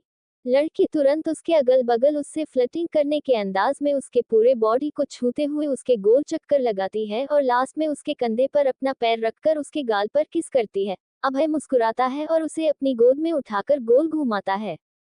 ओ उड़ती पतंग जैसे, मस्त मलंग जैसे, मस्ती सी चढ़ गई, हमको तू रात ऐसे लगती कर जैसे, निकला हो वारंट जैसे, अभी अभी उतरा हो नेट से टोरेंट जैसे। लड़की उससे पूरी तरीके से चिपक चुकी थी, जैसे वह उसे छोड़ना ही ना चाह रही हो। अभय उसके उतावलेपन को देखकर अंदर ही अंदर हंस रहा था। उसके बाद वह उसके आग में घी डालते हुए उसके मैनपाट को हल्का सा कपड़े के ऊपर से ही टच करता है, जिससे वह लड़की अपनी एक आईब्रो ऊपर करके उसकी तरफ देखती है, तो अभय अपने होठों पर अपने जीभ फिरा देता है। वो लड़की मुस्कुराती है और 2 उंगलियां निकालकर अपने जीभ पर चाटती है। अभय हंसते हुए उसे अपनी गोद में उठा लेता है। नशे सी चढ़ गई ओए, कुड़ी नशे सी चढ़ गई, पतंग सी लड़ गई ओए, कुड़ी पतंग सी लड़ गई, नशे सी चढ़ गई ओए, कुड़ी नशे सी चढ़ गई, नशे सी चढ़ गई, पतंग सी लड़ गई ओए। तभी बार काउंटर के पास एक लड़की उज्जवल के पास जाती है और उसके कंधे पर हाथ रखे हुए कहती है, हेलो हैंडसम। उज्जवल उसकी तरफ देखता है और कहता है, यस ब्यूटीफुल। लड़की मुस्कुराकर कहती है, can I dance with you. Ujjwal उसका हाथ पकड़ लेता है और कहता है, मैं तुम्हारी तरह इतनी खूबसूरत लड़की का दिल कैसे तोड़ सकता हूँ। यस कहकर उसके कमर पे हाथ रख और वह दोनों डांस फ्लोर पर चले जाते हैं। खुलती बसंत जैसे, धुलता कलंक जैसे, दिल की दरार में हो प्यार का सीमेंट जैसे, आँखियों ही अखियों में जंग की फ्रंट जैसे, मिल जाए सदियों से अटका रिफंड जैसे, जुबा पे चढ़ गई ओए, कुड़ी जुबा पे चढ़ गई, लहू में बढ़ गई ओए, कुड़ी लहू में बढ़ गई। लड़की उज्जवल को सिड्यूस करने की कोशिश कर रही थी, जिसे उज्जवल भी बहुत अच्छी तरीके से समझ रहा था, लेकिन वो कुछ नहीं करता है, बस उसके साथ डांस करता रहता है। उधर अभय जो डांस करते हुए उसके साथ लगभग रोमांस कर ही रहा था, वह उस लड़की के क्रॉप टॉप के अंदर से उसकी कमर को सहलाता है और उसके साथ मचलते हुए डांस करता है। कमली कहानियों सी, जंगली जवानियों सी, जमती पिघलती है पल पल पानियों से, बहती रावानियों सी हंसती शैतानियों सी, चढ़ गई हम पे बड़ी मेहरबनियों से, ऐसे खेंचे दिल के पेंचे गले ही पड़ गई ओए, नशे सी चढ़ गई ओए, कुड़ी नशे सी चढ़ गई, पतंग सी लड़ गई ओए, कुड़ी पतंग सी लड़ गई। लड़की अभय की तरफ देखकर अपने मिडिल फिंगर को अपने चेहरे पर फिराती है, तो अभय अपनी एक आईब्रो ऊपर करके उसे अपनी गोद में उठा लेता है। फिर वो दोनों प्राइवेट रूम की तरफ चले जाते हैं। वह लड़की लगातार उसके गले, चिक्स और होठों पर किस कर रही थी, जिसमें अभय भी पूरा साथ दे रहा था। कनिया ओ कट्टे कड़ी, पन्निया ओ टप्पे कड़ी, दिल दे चौराहे लग दिए, हंसी कड़े थत्ते कड़ी, गलियों ओ नप्पे कड़ी, हंस के कलेजा मंग दिए, नशे सी चढ़ गई ओए, पतंग सी लड़ गई ओए, नशे सी चढ़ गई ओए, कुड़ी पतंग सी लड़ गई। उज्जवल के साथ जो लड़की थी, वह भी पूरी तरीके से उसके साथ डूब चुकी थी। वह उसके कमर के चारों तरफ अपना पैर लपेट लेती है और अपनी सिदेक्टिव आवाज में कहती है, हैंडसम, क्या तुम मेरे साथ एक रात गुजारना पसंद करोगे? उज्जवल कहता है, ठीक है, लेकिन तुम्हें मुझे सेटिस्फाई करना होगा। लड़की जवाब नहीं देते हो सीधा कहती है, ऊपर का प्राइवेट रूम। उज्जवल उसे वैसे ही अपनी बाहों में उठाए प्राइवेट रूम की तरफ चला जाता है। अभय के प्राइवेट रूम में लड़की अभय का जैकेट तुरंत उतार कर फेंक देती है और अपने खुद के टॉप को भी उतार कर फेंक देती है। अभय उसे तुरंत बेड पर ले जाता है। वह लड़की उसे पलटते हुए उसके नेक पर किस करती है और उसके पूरे मसल्स पर उंगली फिराते हुए कहती है, you are looking so hot and I know you are satisfy about मी।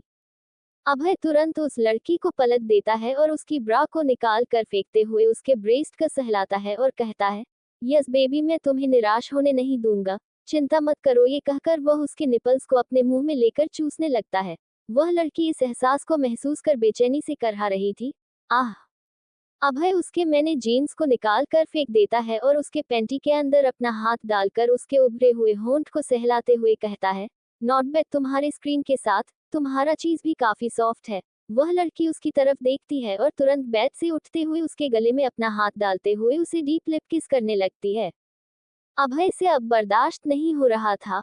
वह तुरंत उसके पेटी को भी निकाल कर फेंक देता है और उसके वुल्वा को सहलाता है, जिससे वह लड़की की पकड़ उसके कंधे पर और कस जाती है, लेकिन अभय रुकता नहीं और लगातार उसे सहलाता रहता है।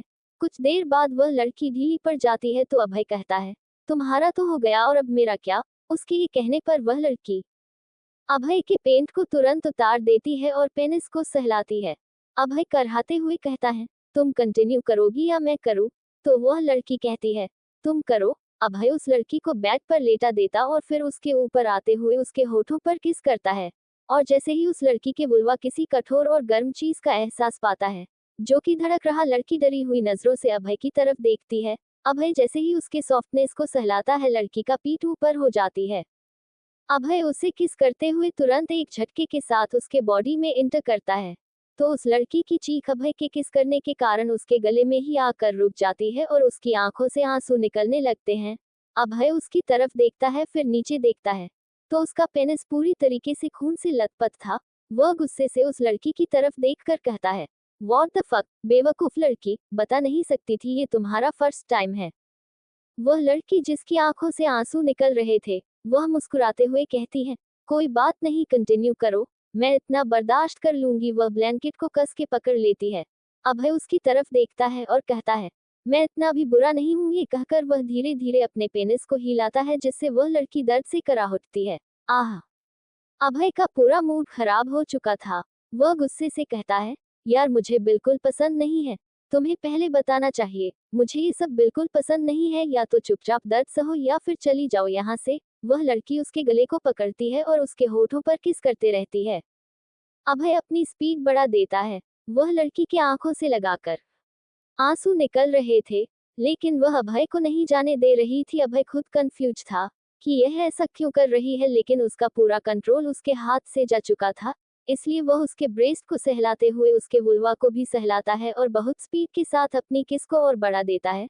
वह लड़की उसे देखकर अजीब अजीब सी आवाजें निकाल रही थी, जिससे अभय और ज्यादा वाइल्ड होता जा रहा था। अभय जब देखता है वह लड़की अपनी आंखें बंद किए लंबी लंबी सांस ले रही थी, तो अभय उसके ब्रेस्ट को कस के दबाता है, जिससे उसकी आह निकल जाती है।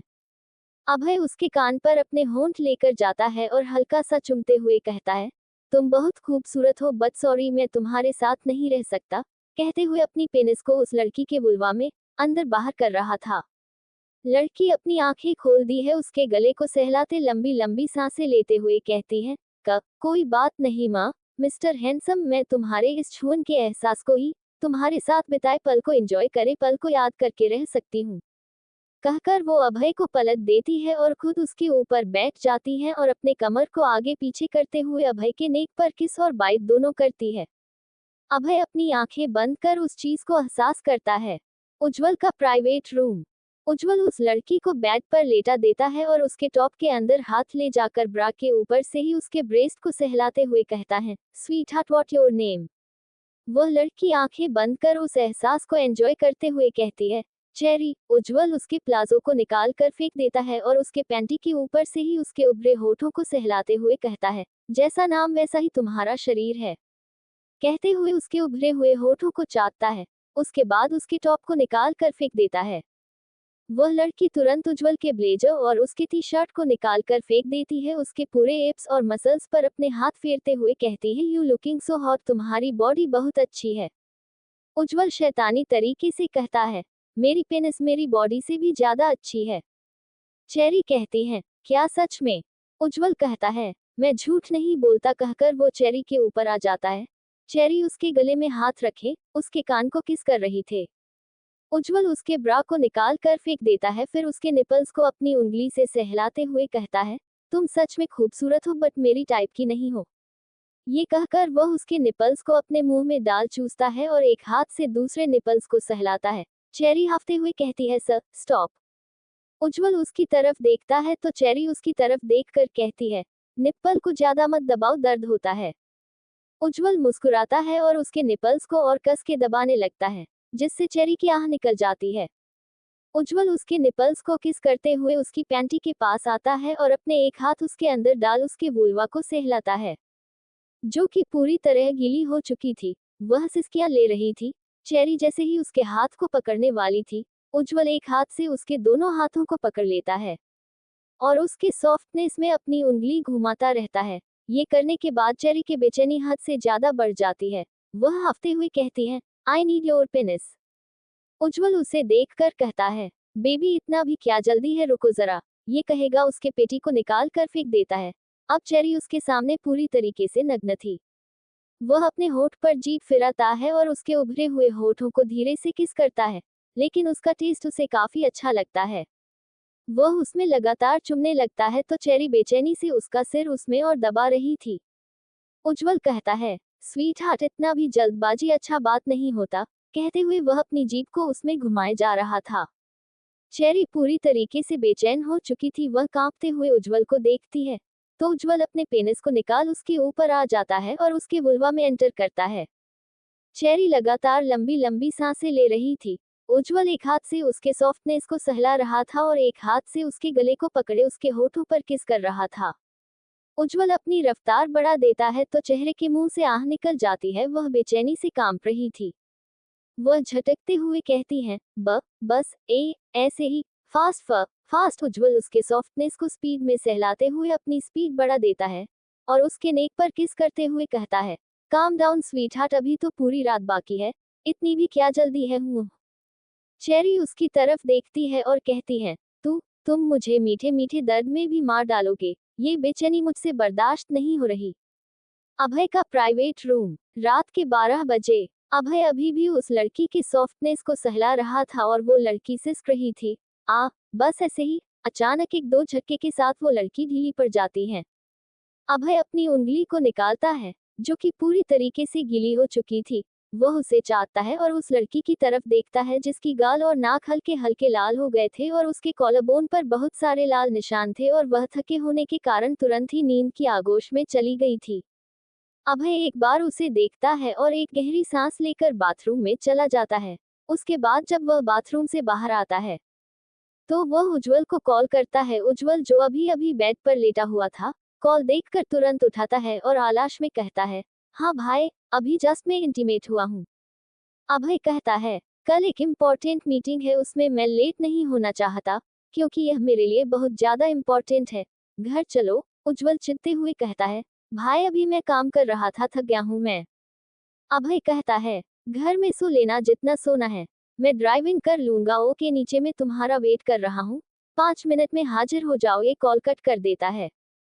उसके बाद अपने पॉकेट से एक चेक बुक निकालता है और उसमें कुछ रकम लिखकर वहां पर रख देता है और एक नोट भी जिसमें लिखा हुआ था, तुमने जो कुछ भी किया उसके लिए थैंक यू, पिल्स खा लेना और जितना इसमें मैंने रकम डाले हैं उससे तुम अपनी जिंदगी बहुत अच्छे से जी सकती हो। ये कहकर वहां से चला जाता है। इधर उज्जवल जल्दी से उठकर कपड़े पहनने लगता है तो चेरी उसे देखकर कहती है, वे आर यू गोइंग। उज्जवल उसे देखकर कहता है, मन नहीं भरा है क्या? घर जा रहा हूँ, भाई का कॉल आया था, बाय स्वीट हार्ट कहकर उसकी लिप्स पर किस करता है और चला जाता है। नीचे अभय उसका वेट कर रहा था। वह दोनों गाड़ी में बैठते हैं और वहां से निकल जाते हैं। अभय ड्राइविंग कर रहा था और पैसेंजर सीट पर उज्जवल लेटे हुए कहता है, क्या हुआ भाई, आपका मुंह उखड़ा हुआ लग रहा है, आपको सेटिस्फाई नहीं कर पाई क्या? अभय ड्राइविंग करते हुए कहता है, ऐसी कोई बात नहीं है, पहली बार मुझे लगा कि मैंने किसी के साथ गलत किया है। उज्जवल उसे नासमझी से देखता है और कहता है, मतलब मैं समझा नहीं। अभय कहता है, उसका फर्स्ट टाइम था। उज्जवल उसे देखते हुए कहता है, तो इसमें कौन सी नई बात है जो आपको लग रहा है कि आपने उसके साथ गलत किया, और वैसे भी अपने कोई उसके साथ जबरदस्ती नहीं किया है, वह खुद आपके साथ गई थी। अभय कहता है, तुझे पता है मैंने जब उसके अंदर एंटर किया तो वह रोई, लेकिन मुझे उसने अपने दर्द का एहसास होने नहीं दिया, बल्कि उसने कहा कि तुम कंटिन्यू करो, मैं इतना दर्द बर्दाश्त कर सकती हूँ। मुझे समझ में नहीं आया। उज्जवल कहता है, क्या भाई आप भी और आपने सबको इतना ही सीरियस ले लिया होता तो अभी आप कम से कम 40 बच्चों के बाप होते। अब चुप रहो यार, नींद आ रही है, मुझे सोने दो। उसके कहने पर अभय ड्राइविंग करते हुए उसे एक मुक्का मारता है और कहता है, कमीने, मैं अभी सिर्फ 22 साल का हूँ, इतने सारे बच्चों को लेकर क्या करूंगा, अभी तो मेरी जिंदगी को एंजॉय करने का समय है। अब चुप रह, ये कहकर ड्राइविंग पर फोकस करता है और कुछ समय बाद वह दोनों कपूर मैंशन पहुंच जाते हैं और अपने अपने कमरे में जाकर सो जाते हैं। हिल मैंशन। इधर अवनी नींद में बार बार पलट रही थी क्योंकि उसे बेड बहुत ज्यादा हार्ड लग रहा था। वह गुस्से से कहती है, यार इतनी रात हो गई और यह बेड कितना हार्ड है, ऐसा लग रहा है जैसे मुझे लोहे में सुला दिया गया है। क्या करूं? क्या पता कोई दूसरे कमरे में कोई अच्छा सा बेड मिल जाए, कहकर वह अपने बिस्तर से उठती है और दबे पांव कमरा खोजने लगती है। तभी उसे अपने बगल के कमरे का दरवाजा खुला नजर आता है। वह वहां देखती है और खुद से कहती है, ये कमरा तो मेरे कमरे से भी डरावना है, लेकिन इसका बिस्तर बहुत नर्म नजर आ रहा है और लगता नहीं कि यहाँ कोई रहता होगा। यहीं पर सो जाती हूँ, बहुत नींद आ रही है मुझे, कहकर वो उबासी लेते हुए उस बिस्तर में जाकर लेट जाती है और ब्लैंकेट को पूरा सिर तक ओढ़ लेती है। इसके आगे की कहानी के लिए जुड़े रहे हमारे साथ।